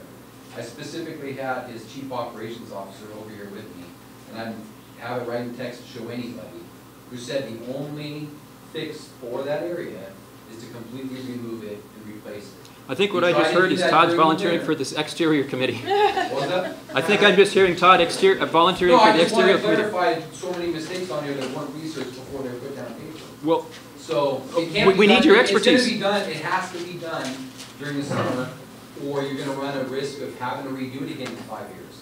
So I just want to make sure everybody understands that the grind down will work, but it'll be a temporary. We'll just keep bringing them back. All that money is going to be thrown away. Yeah. And then during the next summer, we're going to have to shut it down and do it, because if you do it when it's wet, it won't stay. They won't even do it. So now you're talking about line treating and all sorts of other things that have to be done to condition soil. Please sign up for the exterior committee. We need that expertise. You obviously know what you're talking about. Let's get that. Let's use that expertise. But I would say that there are months of the year that are not quote the summer, and yet we have very warm weather, specifically September and October and parts of November. I agree, but if it rains, you're screwed. Well, it could rain in July. We have rain in July. Less chance. Less chance. No, but no, it's not a question of chance. So let's not do it. Well, Because it might rain. Okay, well, if that's your professional opinion, that's okay. No, my professional opinion is it's not going to rain. No, it will rain. You choose dates that it doesn't. You normally can, I can promise you this, I can come up with a month. I'm ready to move on to agenda item 5 whenever you are. Okay, first I'd like to thank Greg and Adam for the elaborate introduction to my comments. Here, I've put a lot of thought into this association contract issue. I wrote a post about 10 days ago. Todd made a couple of comments on it and set me to thinking about how this could possibly work. And Craig, in this handout, has covered a lot of the concerns that I had about that contract. But I believe that there is a way that the contract as it is can work for us. And it's this. First of all, let me mention, I think Philip referred to something that the attorney said about the level of liability under this contract. My understanding of what he said was this contract does not give us any more liability than we had under the previous one, which is an indication, and it kind of echoes what I heard Adam say, that this is our association, this is our clubhouse. We can't run away from having liability if something terrible goes wrong here unless there's gross negligence or something like that. So, what's an alternative business model? business model we've had in the past was, Vieira Moore, you take care of all this stuff for us. You're fired. NCM, you take care of this for us. You're fired. You know, so now we're going to try another company. Another alternative is that we, as an association, hire a professional executive CEO for our corporation to run the corporation, subject to the board, and with annual reviews by the board, with direction from the board, but an individual where the buck stops for getting things done. Now, our budget for this year is about $200,000 for management association fees. Last year we spent about $210,000. Our current agreement with consortium is going to land us at about $100,000, which takes care of all of the very complicated back office.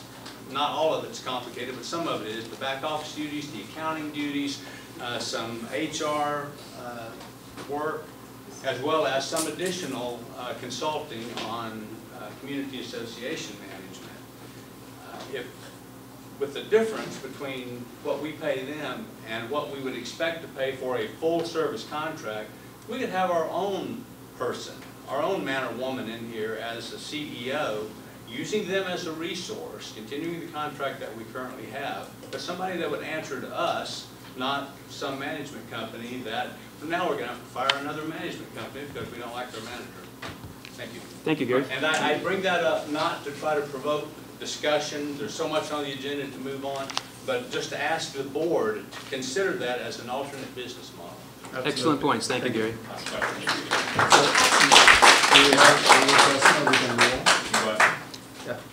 Okay, thanks. So, and I would add one additional point to Gary's excellent points. These pages aren't numbered, but if you look at the one that looks like this,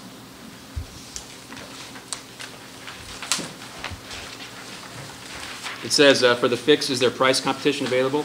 I would suggest, and I'm willing to help do this, maybe some others, maybe Gary would help do this. If you look at the second row about other facilities under management, let's ask consortium, not tonight, but let's ask consortium, what other facilities do they have under management? You know, something in El Dorado Hills, maybe, something in El Grove, maybe. How does it work there, and how satisfied are them? Let's call up their board, let's call up some of their members and say, how do you like it? How well does it work for you? As you can see, we've listed several others that are under each of these competitors. Let's talk to Serrano El Dorado Hills. Let's talk to Whitney Ranch Rockland. Let's talk to Gold River. Let's talk to Campus Commons. You know, there's more than half a dozen, about 10 different communities here.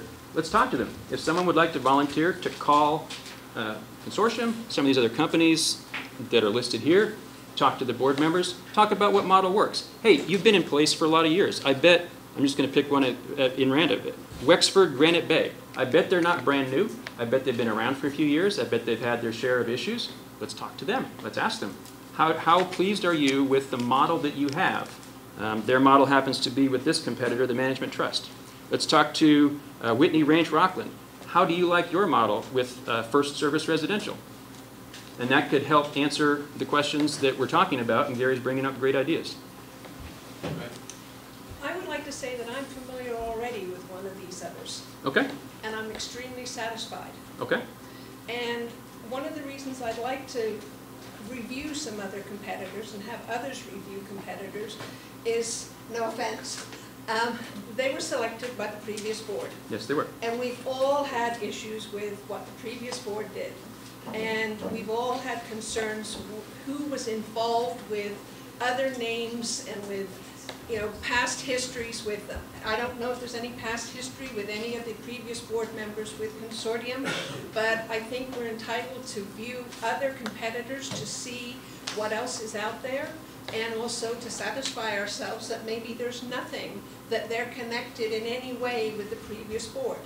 And knowing the company that we've dealt with before and still are dealing with, they are fantastic. I can't fault them in any way at all. Okay. Thank you. Good input. All right. Should we move on to number 5? Financial update. I'm seeing some nodding of heads. All right. Financial update. So I imagine most people have seen the good news. Our audit is complete. It was completed on time. I'm glad. I take a certain amount of pride in that. We completed our audit on time, and it's been posted. Thank you, CID Consortium, for posting the results of our audit on the owner portal, and it's there for us to read. I would suggest that it might be a great idea for us to listen to what our professional accountants have to say about what it means. I mean, I can read it. I can read English. I'm not an accountant. I'm maybe not the best to interpret what it means. But if you look at the agenda, I would like to schedule some open, detailed meetings. In particular, this one here, 6C, financial management. Let's pick a date, maybe June 3rd, maybe a better date. We haven't asked them. We'll find a date that works so that everyone can ask questions. Hey, what does the audit mean when it says blah, blah, blah? What does the audit mean when it says these other things? It says, in particular point, it says that the opinion is clean. I'm using paraphrasing for the actual accounting words where it talks about the audit opinion. The central paragraph of an audit is the audit opinion. And it tells us what we wanted to hear. It basically says the auditor, the professional CPA, believes that the financials presented are pretty good. I'm paraphrasing. Fairly stated. Fairly stated. Thank you. So let's have a session for anyone who wants to come with financial questions, and we'll have our professional accountants answer those questions. I don't know if June 3rd is the right time, but the news is we got our audit. It's posted. It was a clean opinion. That's what we want to see. And let's have a date for further follow-up questions. So that's 5. If it's possible, Adam, are you prepared to make just a short comment about the financials, about the audit? Did you have a specific question you'd like me to address or talk about? Are we bankrupt? Do we have money in the bank? There was a significant adjustment to the allowance for doubtful accounts as a result of the audit report. That was a significant item of note. What does that mean? Good or bad? Just stand up, please. Okay. And what does that mean?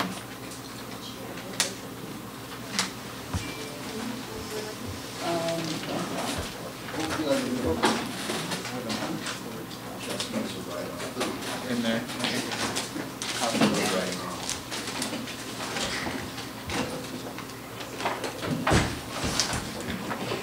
Next up is number 6. Look at those dates and see if you like those dates. There is a lot that goes into determining the financial health of an organization. For a homeowners association, any homeowners association, there are a couple of critical elements. The first that is helpful is the balance sheet, typically the first page of a financial report, which will present to you the assets that the association has or has claims to, and the liabilities that you have to a third party, and then the equity or members' equity that remains. There are a couple of important distinctions that kind of differ with some of our other competitors in the industry that I'd like to point out so that you can better understand your financials just for the sake of being able to make a good judgment call as to how healthy you are. The first distinction I'd like to point out is as you go through the assets, those assets should be items that the board of directors really has access to use for the operations or for the major repairs and replacements within the community. Things like your maybe computer system in the office would be a set of equipment that you could, the board, may decide to sell, retain the proceeds and say, well, we're going to hire CID Consortium or engage CID Consortium to provide the technology for our office. Under that model, you could retain those proceeds and use them for operations. There is an item on your balance sheet for the clubhouse that shows a significant asset to the association. I'd like to just call that out and ask you the question, can you sell the clubhouse and retain the proceeds? No. Just for your information, I want to call that out only because If you look at a balance sheet and you're thinking, well, this is an asset and these are the liabilities I have to cover with those assets, if you don't really have access to the funds for the sale or proceeds of the clubhouse, then you want to think about that as you go forward. Another item is that the liability should state what the association has an obligation for. Things that are reasonably estimable and are a result of a past transaction or event, and that you're legally obligated to do should be included. An item that's in debate in our industry, and we've seen other industries tipping towards accruing a liability for it, but our industry hasn't quite gotten there yet, is the major repair and replacement obligation. That is the obligation that the association has to maintain its common area amenities for its members. We know, for example, that a roof, we'll just throw out numbers that are simple for sake of example. A roof may be a $100,000 roof. And say, for instance, it lasts for about 10 years. The association is assessing you as members to include a contribution towards a reserve fund to pay for that roof to be replaced when it's due. Over time, as that roof ages, you will need to have more and more money set aside to prevent the association from having to go back to the members and say, oh, well, we put aside maybe $20,000 for the roof, and now we need the $80,000 to make up the difference. This calls into play the reserve study, another critical document in determining the financial health of your organization. So, Adam, it's going on a little longer. Right. So okay. We just want to hit some very key points, yes, and we can have a much more detailed thing. Okay. So the question I had you brought is just that one I want answered is about the bad debts, or okay, you were talking about. So what does that mean? And The doubtful account. yes, or so, doubtful accounts. Yes. Yeah, the allowance for doubtful accounts is the accountant's estimate of how much of your total amounts due to you will actually end up being collectible. It's a judgment call that no one has a real clear crystal ball on. Because I saw that was a significant chunk of change. The most significant adjustment would likely relate to the settlement that was formed for the multiple lot owner that stated that the association of a little over $100,000 or $780,000 that's due or recorded on the books as of March 31st. $550,000 would be accepted if through the close of escrow of those lots if it's completed by October or by the end of October of this year.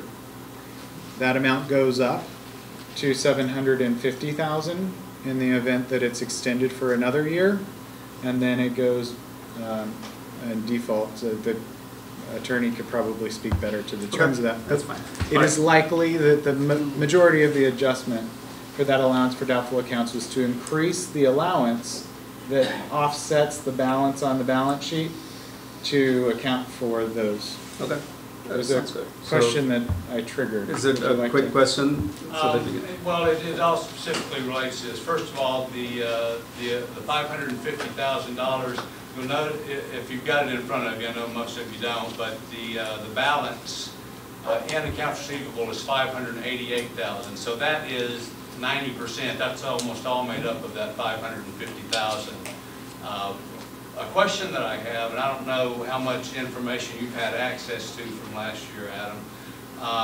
I'm not seeing this settlement that I've heard about for $400,000 that came out of construction litigation. That's different. I'm not seeing that in the notes or in the receivables. Do you know anything about that? What I do know is that we received a check, I believe in March early April. It's not a receivable, it's an asset. Deposited now in the checking account after the effective date of the report. Okay, understood. The other question I have on the balance sheet has to do with this. It appears to be a loan from the reserve account to the operating account of $175,000. Did they give you any detail on that? This, as my understanding, is supposed to be approved by the board, and there's nothing in any board minutes about moving $175,000 out of the reserve or the replacement fund. I do not have details supporting that amount as to what made up that difference or any potential loan from reserves. Yeah, it's listed as the due to, due from. You probably yes, I see this. See what I'm talking about there. I can tell you for sure, Gary, that's something that I'm going to be looking into as CFO for the last how many days? Right. So I would suggest that, Alan, thank you. One note. Because, Gary, you mentioned that the 588 is what's on the balance sheet. Just FYI, that's net of a allowance for doubtful accounts that's explained in the description. I just didn't want to. Right. Okay. All right. Thank you. So we can have a more detailed meeting about just this at a later time. No, but I think in the next meeting, if you have a note point, we need an answer for the question that he has asked. Because every penny counts. So someone needs to answer that, because Craig was the board and I don't know why he was not aware of that. I'm surprised with that. As Gary pointed out. Yes, correct. So at least please make sure that we have a note on the next meeting so that at least we come up with an answer so that we know where our money went or whether it's somewhere here or whether. That's an excellent point. I'm committing right now, within the next 2 weeks, I'll have an answer on that. To the greatest extent it's possible to have an answer within 2 weeks. If it becomes more complex than that and needs more time, obviously. But I'm committing within the next 2 weeks. Someone please record this. With 2 weeks from tonight, I'll have at least an initial answer to that, because Gary raises an excellent question and needs to be figured out. And now that I'm CFO for the last few days, I'm going to do it. Yeah, I have one more thing on the financials, just to throw out there. We started the year with about $400,000 cash in the replacement fund. We ended the year with about $300,000, and a lot of that has to do with that loan to the operating account. But I noticed we earned a grand total interest of $288.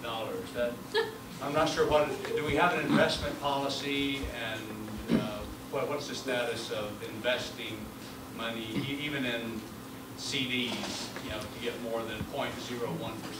My understanding of California State Law Corporations Code 8334 is that I have the opportunity to obtain the records that would be necessary to answer that question. I plan to exercise that right so that I can and will obtain those records, even if it means from the prior CFO, who appears to be not as responsive as we might like.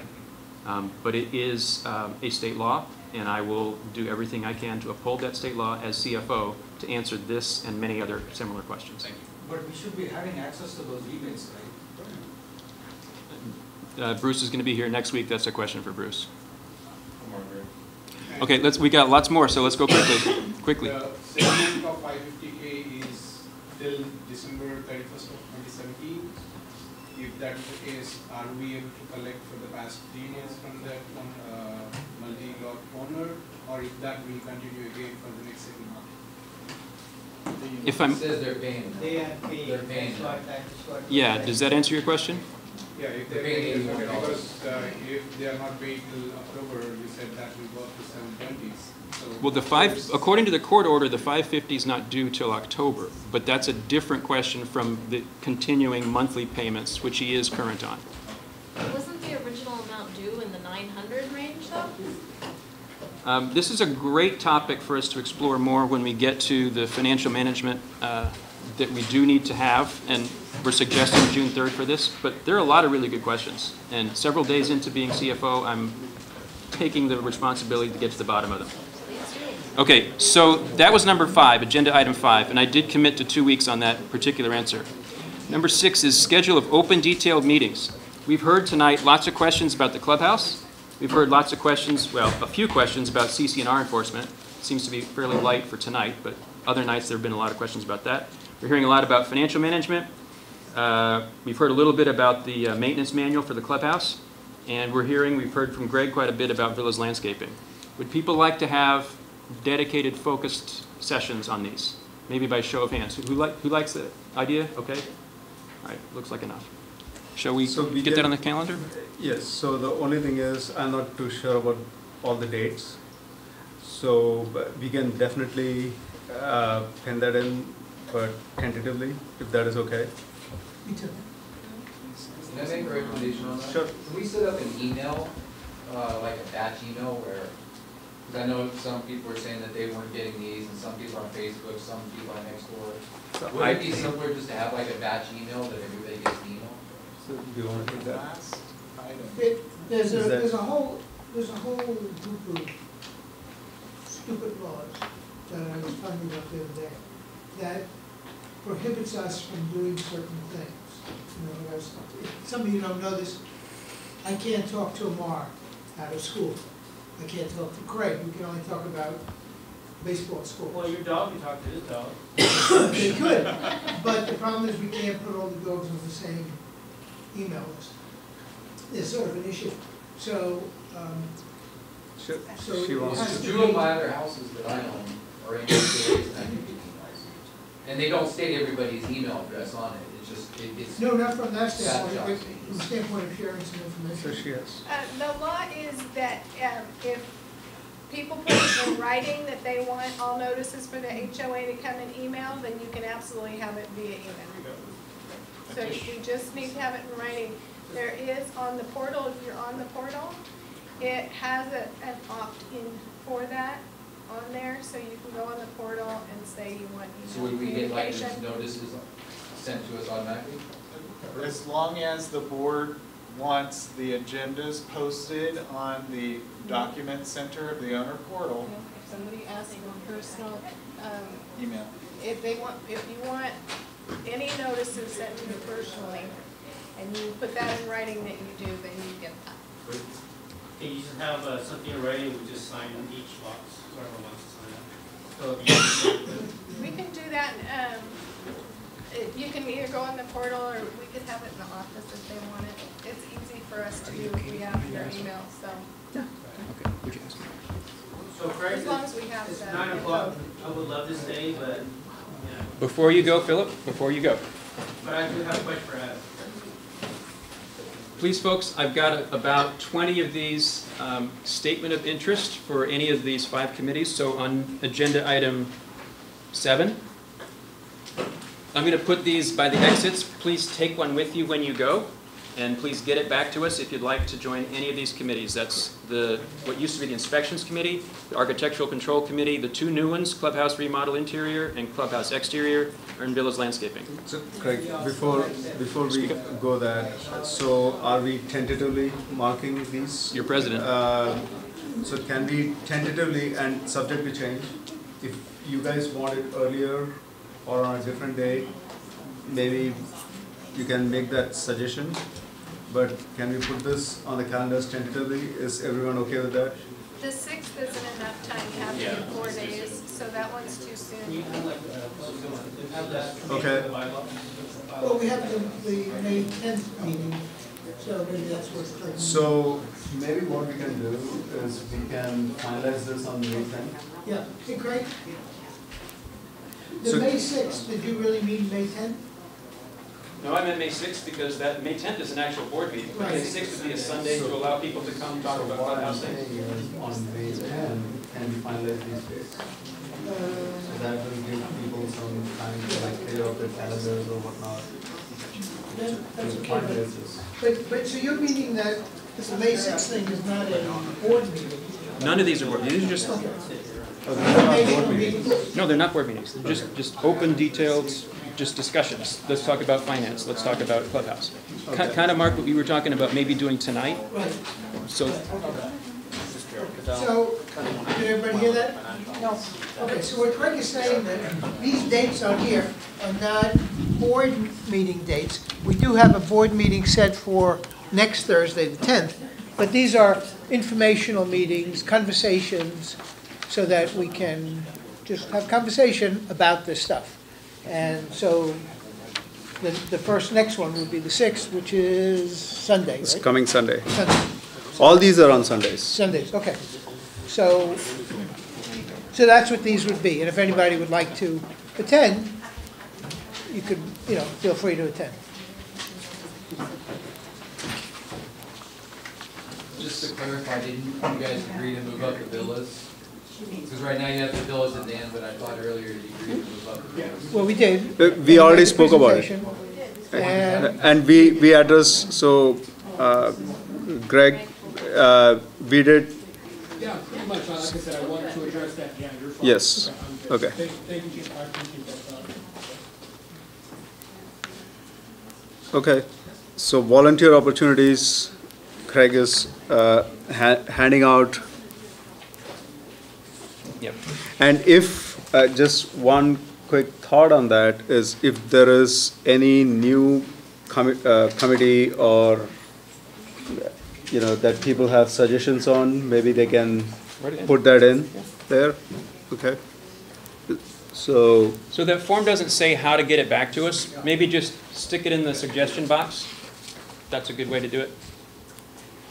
Or bring it to the next board meeting, but suggestion box gets it out sooner. And yeah, Suggestion box are read by whom? I read them. Who opens the suggestion box? Who reads them? I read every single one, and as it says on the suggestion form, I'll share them with all of them with the board, but I read every single one. okay. So let's move on to the next one. what'd you say? What'd you say? If they're already on a committee, do they reapply? No, so maybe we want to make sure that the committee is active, so we will talk about it, right? And we just need the information on who all are there in that committee. So, like, are you talking about any particular committee?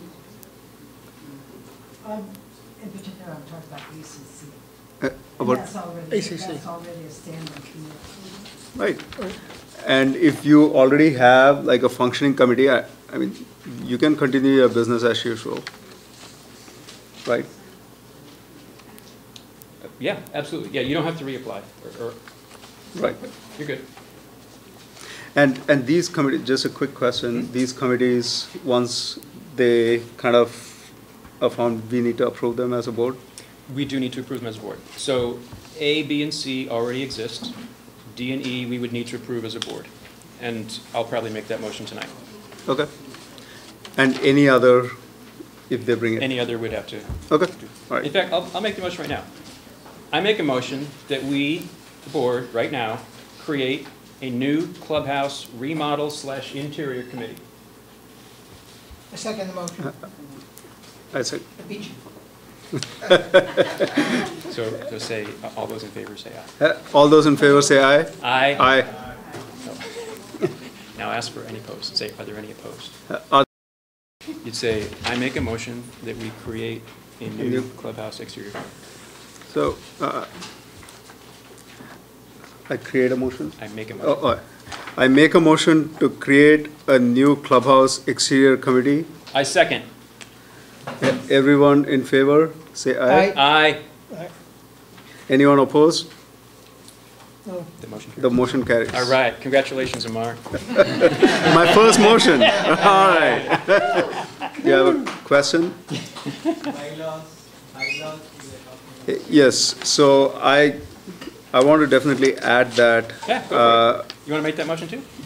Yes. So I want to create a committee for people to assess the bylaws and make suggestions.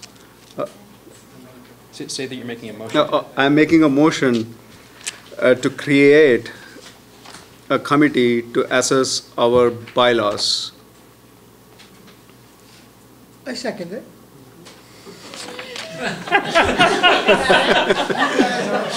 Everyone. We're good, huh? We're good. Everyone in favor say aye. Aye. Anyone opposed?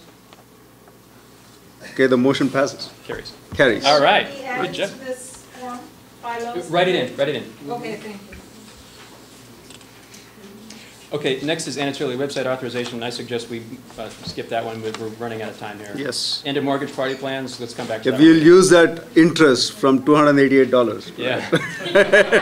For the party. So, That'll buy us some plastic cups. Could we make a subcommittee for the gym stuff? Oh, good one. Well, I think we should have one, but I think that should be under the clubhouse interior. Interiors, right? It should cover all that. And on that topic, I'll just take a quick departure. People probably remember that about 2 weeks ago, I made a commitment to getting some improvement in the gym within 6 weeks. That was about 2 weeks ago. We got 4 weeks to go. There have been several improvements already made. I want to thank, again, I'm thanking Jane for making great progress on that. The specific issue that Malik brought up has been addressed. The handle on that bicep curl machine has been fixed. And welcome any feedback on that. Sorry? It wasn't. I was just in there today. It was fixed today, right? Yes.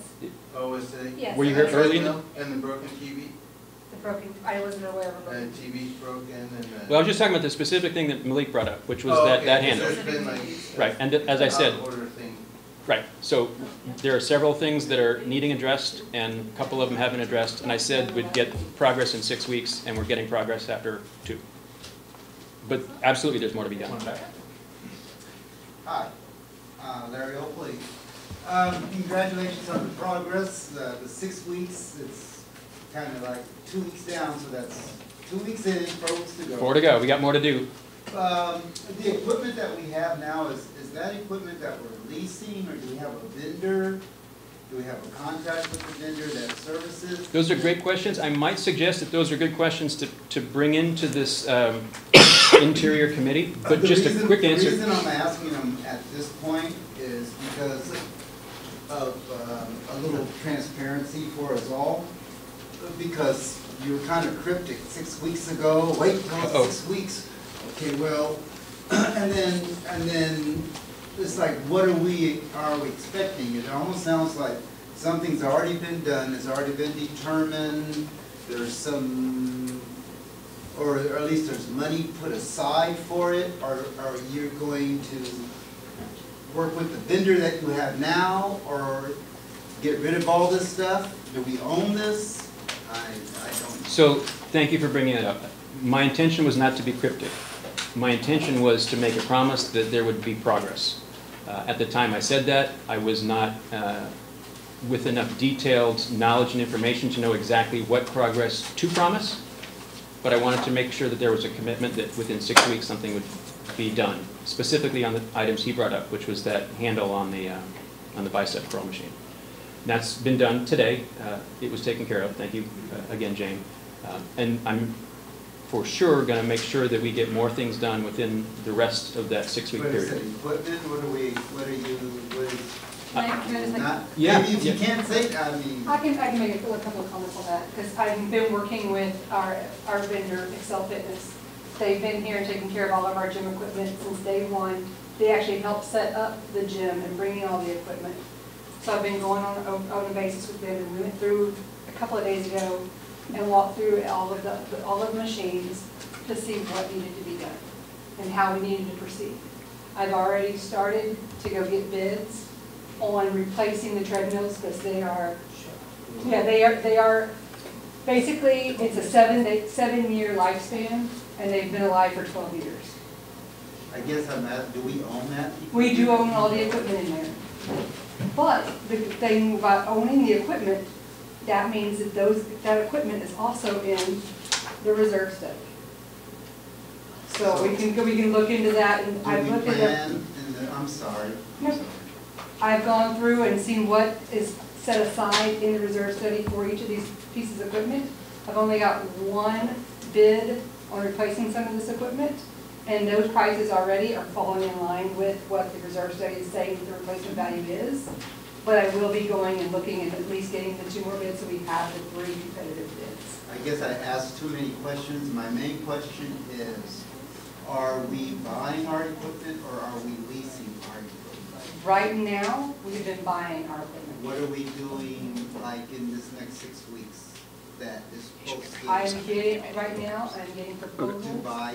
To replace, to buy. So can we, maybe we can bring this at the committee meeting once we form that committee to get into the details, because we have some.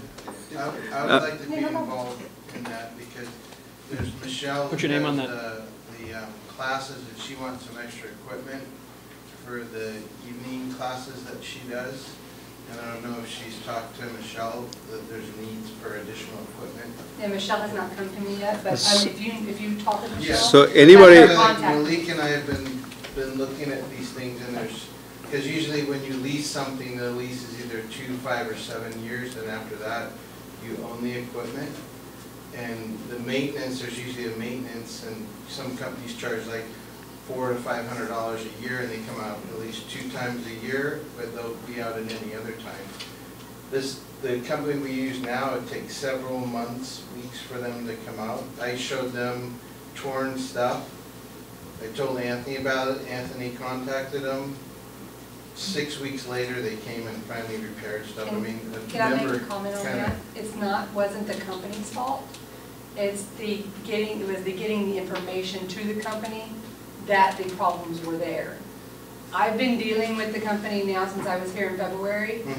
And when I call them and say, hey, we have an issue, they're out within 5 business days to maybe 7 business days with equipment in hand to do the repairs. So once they're actually aware of something, they do act very quickly. So Thomas, did you sign up for the Interior Committee? You're gonna? I wanted to work on that stuff. Okay. And when you talk to Malik, give him a copy too. Hey, Larry, did you have, just a quick yes or no, or a quick answer, but do you have a thought on whether it should be leased or purchased? Well, yeah, I mean, you're taking a risk when you're buying your equipment, because you want to make sure at the end of the contract, at the end of the lease, you know, how is it going to be serviced? I guess we have a long track, but a lot of the equipment we have right now is obsolete.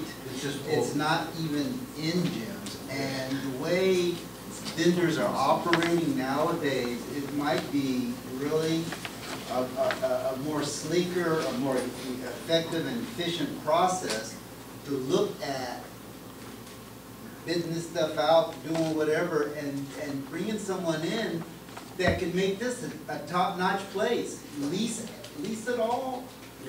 So I would suggest, yeah. Bidders out there, but the lease right now. So I would. I'm going to be done. I'm going to wrap this up. Right now, it sounds like we're trying to piece and parse things, and it's overcrowded, it's overpopulated. There's areas on the floor that are just not safe.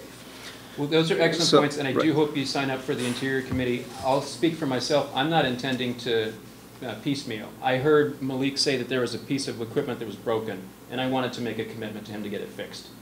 Well, honestly, I kind of recall the conversation very clearly, and you were pretty exuberant saying there will be changes, which kind of led to outside of just the fixing of a piece of equipment. So yeah, we will talk about that in the Interior Committee, and you know, hopefully you will join in that committee and you know, help us move forward. So yeah, please go ahead. I've got a question. Earlier, Craig was saying that he just now became the CFO. My question is to the board: if you're a board member, shouldn't you know what your CFO is doing? And shouldn't the secretary know what the vice president is doing, and the president knows what the CFO is doing, and everything else? So all of this information, exactly. So from all of this information, if it's all carried down, everybody should be on the same page. This is something that I brought to Mr. Phil Tenser years ago, is that everybody's never on the same page. You have the CFO, he does his thing, the vice president does his thing, and it just doesn't work. So I heard what you were saying. Now, a club manager, a full-service club manager, the club manager should know everything that's going on inside his home, which is this building. So if somebody comes up to the front counter and says, hey, a piece of equipment just broke, then it should be the club manager's responsibility to get right on that to address those issues.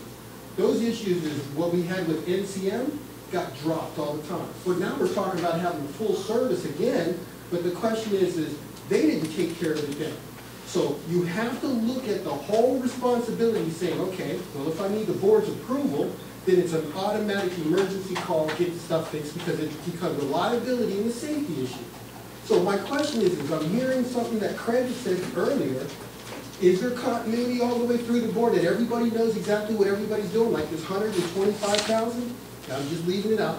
Now, equipment in the clubhouse, the concrete, all of the issues that are brought up. Everybody should know exactly what's going on so those things can adjust immediately. I don't hear that.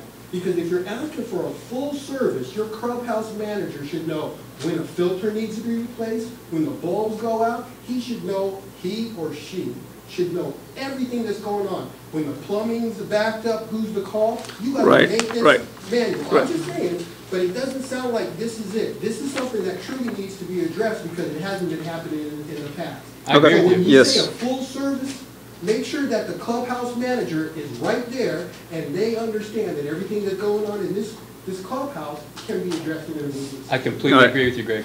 Okay. Thank you for that comment. So can we move on to the next? Okay, that point? takes us to 10. Some information for people who may be interested. So, you know, in the name of our association, it's Anatolia Units 1, 2, and 4. I get asked a lot, well, what does that mean? So Anatolia 1 is everything north of Chrysanthi. Anatolia 2 is everything south of Chrysanthi. Anatolia 4 is going to be coming online. When you go to the end of Chrysanthi right now, you see that big sign by Lennar saying Ciara and interest lists forming, that sort of thing. So the city of Rancho Cordova is going to be extending Chrysanthi past that barrier where it dead ends right now. You can see that they're starting to grade the road beyond the barrier. They're going to extend that road. Latest I heard was going to be this summer, specifically June and July. That's going to go out to Rancho Cordova Parkway. It used to be called Jaeger Road. And then south of Chrysanthi is going to be roughly a square of 139, is it, homes that Lennar is selling now. You see Lennar's sales desk out here in our clubhouse. Their first escrow closings are intended to be in July, so about 2 months from now. They say they're going to be selling for perhaps about 2, maybe 3 years. They know that because they know the pace at which they're going to be building, and they plan to be selling as they build. So we can expect that unit of 139 or so homes is going to be opening up starting in July for a couple of years. Those people will be in Anatolia 4, and as Anatolia 4, they will be part of our association. They're the Unit 4 there. So they will have access to the clubhouse, same as all of us. They will be paying the dues, same as all of us, except for villas. They don't have the villas landscaping assessment. So we can expect to see a tiny bump, you know, this is just a small percentage of our overall neighborhood, but a tiny bump in the number of people who have access to the clubhouse and who will be paying dues. They will also be having the Comcast cable until 2020, and they will be full-fledged members of our association just like all of us. Gary.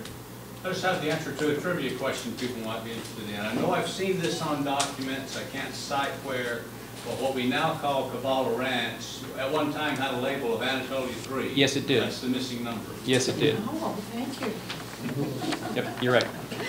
Trivia question. So we talked about getting the dues from the lot which was already there. So since all the rest of the people already paid for it, are the new lots going to pay something similar to that, or is it only going to be moving forward? Did you understand the question? I am not following the question. Is it that the assessment the developer was supposed to have been paying all along? We've got the Not in Anatolia 4, no. The developer, where are the homes that the developer's paying assessments on excluding cable? Herodian. Right across on Herodian, like when you go. Yes. Right. That's different. Yep. Yes. New lots, are they going to pay something similar, because all the other people had already paid for this clubhouse, right? So what he is asking is the Anatolia 4, are they also going to pay $115 as assessment, or are they going to pay any? No, there's no pass. There's no pass, right? They're just starting the houses. But we are paid for the clubhouse already, that's what I'm trying to. Right. So they get to use it, but they are paying only from that time on. Like it's something to do with the neighborhood, you wouldn't make them pay. Right. Like if I moved in today, I still get It's this. the same as anybody buying. They're not gonna back pay like they did. Wait, have one. No, I wanted to make a suggestion. Mark's been kind enough to let us use his video equipment, and I know that's a lot of wear and tear, so can we invest in something like that? It seems like a lot of people have enjoyed that, and I would consider that to be an asset for the association to use versus always having to borrow Mark's. So, I don't know, is that something, Maybe you're the there's- CFO, you need to finance it, right? Well, CFO doesn't make spending decisions. If it's the sense of the community, I want the community's voice to be represented on the board. So if it's the sense of the community that we should buy something like this, or something else, a refrigerator, for example, then yeah, we should do that. We should budget for it, and then, the budget cycle happens every November, and then we should buy it if it's in the budget. I mean, this was not in our budget for this year, so maybe it's a conversation to have about our budgeting when we come to our budgeting in November. There are, as I've written to you and we've talked about, there are much better updated pieces of equipment that are available today that are far less expensive than my cameras. And usually Costco has, perfectly good things for $300, $400. GoPro cameras, for example, that could go right out onto the internet. And in my opinion, we should be broadcasting this thing live on YouTube and archiving it there, and a camera like that would do it. A camera like that plus a better microphone system and all that. So I'm willing to do that. I haven't said anything about it to this point, because my feeling was, I don't want to come on and start to talk about, oh, let's spend money on, this kind of thing. So I'm happy to do this, but I was very happy when you brought it up. Well, it's And- cheap transparency for everyone. Oh, absolutely. Because 2,000 houses aren't represented here. Yeah. And a lot of people have other things that have to leave early. They still get the chance to see what happened. Oh, yeah. And for the time being, I'm perfectly happy to use my equipment, but, I would like to not. And at some point, we had about 250 people watch the first video. 150 people watched the one we did last week. I think that's okay. I think that's good numbers. I think it shows that people are interested. And if somebody wants to go back and see, well, who really said what, the video's there. So I think that's the whole point. I think more people will get to know that it's there. Yeah. And everybody knows it's there. Yeah, I think that's the whole point. So I'll do that. I don't know if you had looked into it at all. I'll look into it a little bit more, and then I'll make a recommendation. And I didn't really want it to come from me, because it's since I'm in that business, I don't want it to be coming from me. Oh, there's a man who used to be in the television business, and he might know. Can I make a suggestion that a recommendation, that we put some type of flyer on the bulletin board that it is being recorded and that you can see it? For those that don't know, come in and they, oh, that's a good idea. Maybe even Sure. the next newsletter goes out. Sure. There you go. Okay. So let's move on. So, Okay, it is getting really late. Let's go to 12. CID may wish to tell us something about preparations for peak summer demand in our pools and spas.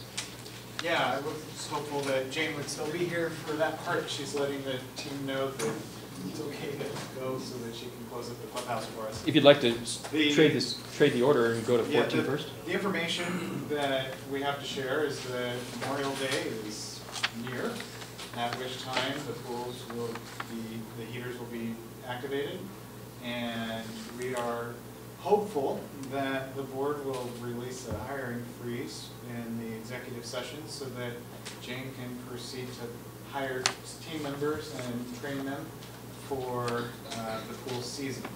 We have reached out to some companies that have provided services in the past, and they have not responded, but we have surfaced emails that indicated that they were unavailable in the past to do so. So Jane is eager to start the hiring process so that we will be prepared for the pool season. and we are going to talk about it during the executive session? That's my understanding. Okay, Yes. excellent. So do you want to go on to the next one? 13 really quickly. There have been a lot of questions about some, were there meetings that were going on behind the scenes over the past several months? I'm in receipt of a number of what one might call minutes, but really don't rise to the standard of being actual minutes. And I will, over the next few weeks, perhaps, hopefully not more than a month, but I can't make a commitment right now, try to work with our council and try to contact the former board members to try to get those put into a shape so that they can be called minutes and get them approved for release, because everyone does have a right to see minutes. Right now, they're not in a shape to do that. So that's something that I'm working on okay. with our council. Cool. Next one. 14. Adam. Adam or Lori, would you like to speak to number 14? The owner's portal. I know there's a Facebook page and a Nextdoor.com site that is out there, but the owner's portal is a venue in which management intends to post meeting notices, meeting minutes, financial documents that are available for members to request and inspect at your leisure through the portal. We encourage everyone to register for the portal. It includes an opportunity to opt in and out of emails if a new bulletin board item post or a new document is added to the portal, so that your attention could be called to go to the portal and download perhaps a new meeting agenda. That's an option for any of the members through our company at no additional cost to the association. Okay. Yeah. On this portal, I want to strongly encourage you, if you haven't signed up for it, go ahead and do that. It is a killer feature, and one of the reasons that if we were to go this other route that I talked about earlier, of hiring our own executive, that these guys are the perfect ones to do the back office stuff. And as I understand it, there is another feature that is available that people approved by the board for like a $10 fee can log in and actually look at our books and review financial transactions. Is that correct? We have a site that houses all of the association financial data, including all the supporting documents. Right now it's available to management and the board. Because of licensing constraints, I would encourage the board to consider making it available to members in the clubhouse, where the manager would log them in, members into the website for open inspection in the clubhouse, just because of the licensing constraints that are on us with that software. You mean for viewing the regular documents? The regular documents in the owner portal, there is no constraint. Okay, so we're talking about the for financial. The financial. Okay, so like the additional, I think it's what, $10 a month that there a person. we're just limited in the number of users that we can issue. Okay. So we can't issue 2,028. Right. But if the board could consider. But there could be a small finance committee and the board could give them, $10 a piece license and something like that. Those are decisions that the board could make, but yes, we can provide a limited number of those recurrent users. Yeah, that's a killer feature. Thank you. I appreciate it. To that point, Adam, I believe you said all the documents are there. Last time I checked, I didn't see the election rules. Can those be added, seeing as we have an election coming up? As documents become available to us, we'll push as much as we can up on that portal. We encourage as much of that information to be made available as possible. I believe As soon as we the get election online. rules are in. Well, we have, as far as I know, the only copy circulating, so you're welcome to have ours to post. Are you talking about election rules? Yes. Those are the ones that Bruce and Helsing did for that last election. Right. My understanding is they're in process of developing them for this, and that when Excellent. those are put together, Good. they will be made available for out of the post, but they are not at Fantastic. this point done. Okay. I just want to know, going forward, are we going to have an annual audit? As long as I have a say-so, you betcha. But that's a decision that every board makes every year, so be careful who you vote for. Can we just Learn my pass a lesson. motion today that we need to have an annual audit? Future boards should make that decision. Can I go back to your committee for the remodel interior? Listening to the two gentlemen talking here, it seems as though things for the gym might be a more speciality type thing. I mean, if I think about signing up for anything, I might sign up for that committee, but I know nothing about gym equipment. It seems as though maybe that should be, like he said, maybe a subcommittee or a committee on its own, because they seem to understand the equipment they're dealing with. Let's have a look at how many people we get. If we only have 4 people, then I don't want to split up a 4-person committee into 2 subcommittees. True. So if we get 12 people, then yeah, let's split off. But let's. My personal sense is let's. I think you're absolutely right. I think we could do an inducement, have like a Dakota ring. I use the treadmill now and again, but I couldn't tell you anything about who made it, why they made it, or anything else. All right. Great. Yeah, quick question. There was a comment earlier about newsletters, which, to my understanding, stopped when NCM left. Are we going to be getting newsletters again now? That is probably a question for. Yeah, we are. I want to actually continue the newsletters. When NCM first was leaving, there was an employee with NCM that was processing all of the newsletters. When they left, I had to regroup and try to find another person to redo the newsletters. We started to do the newsletters as of April 1st, but missed the time slot in getting them For printing, I understand that. Getting them in for printing and everything. And once we have our website up and running, which I was hoping to get it up and running tonight. They'll be posted on the website as They well. will be posted on the website, and then each one, and the portal. And then each one will be there, so if you miss one, you can go back and say, oh yeah, that's right, that it was scheduled to do this, or they did have that event, or whatever. Okay. Folks, please make sure you read this in depth and come on Thursday with your thoughts about this. What do you like? What do you not like? What do you wish were different? We haven't adopted it as a plan. This is an idea right now, but we definitely need a plan. So please do some good thinking and come prepared to discuss it. Okay, so if nobody has any questions, then I would. Very fast question. Regarding the Upholding Neighborhood Standards Committee versus the Architectural Control Committee, which would you say is appropriate for discussion of the Anatolia-wide tree situation? So that people know what to sign up for. Could you repeat that? The question was, among the committees that we have, which one is appropriate for discussion of the Anatolia-wide tree situation, not just Bill's? My best answer is A. Okay. Thank you. Okay. So I have one. So next week there's supposed to be a meeting with Rancho Cordova about this new building that's going up south of the pond. Does anybody know anything about what that building is supposed to be? It's a community service building, and it was planned in the original. It's already been approved. But It was part of the park. So what does that mean? It's just a community building, like, open to the general public, like our clubhouse. People can go in and rent it for events Oh. and that sort of thing. So like an event center, you're saying? Kinda. Yeah, and they may have some other things, and then they may put some offices that have to do with the Parks Department. I had a meeting with Rancho Cordova and Parks and Rec, and it's going to be a community center.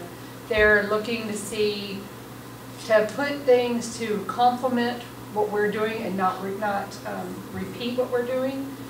But like, we only have a small venue for parties, and we're central here to just Anatolia. They're trying to maybe get a room available to house more people for a party and include Kavala and Sunridge along with us.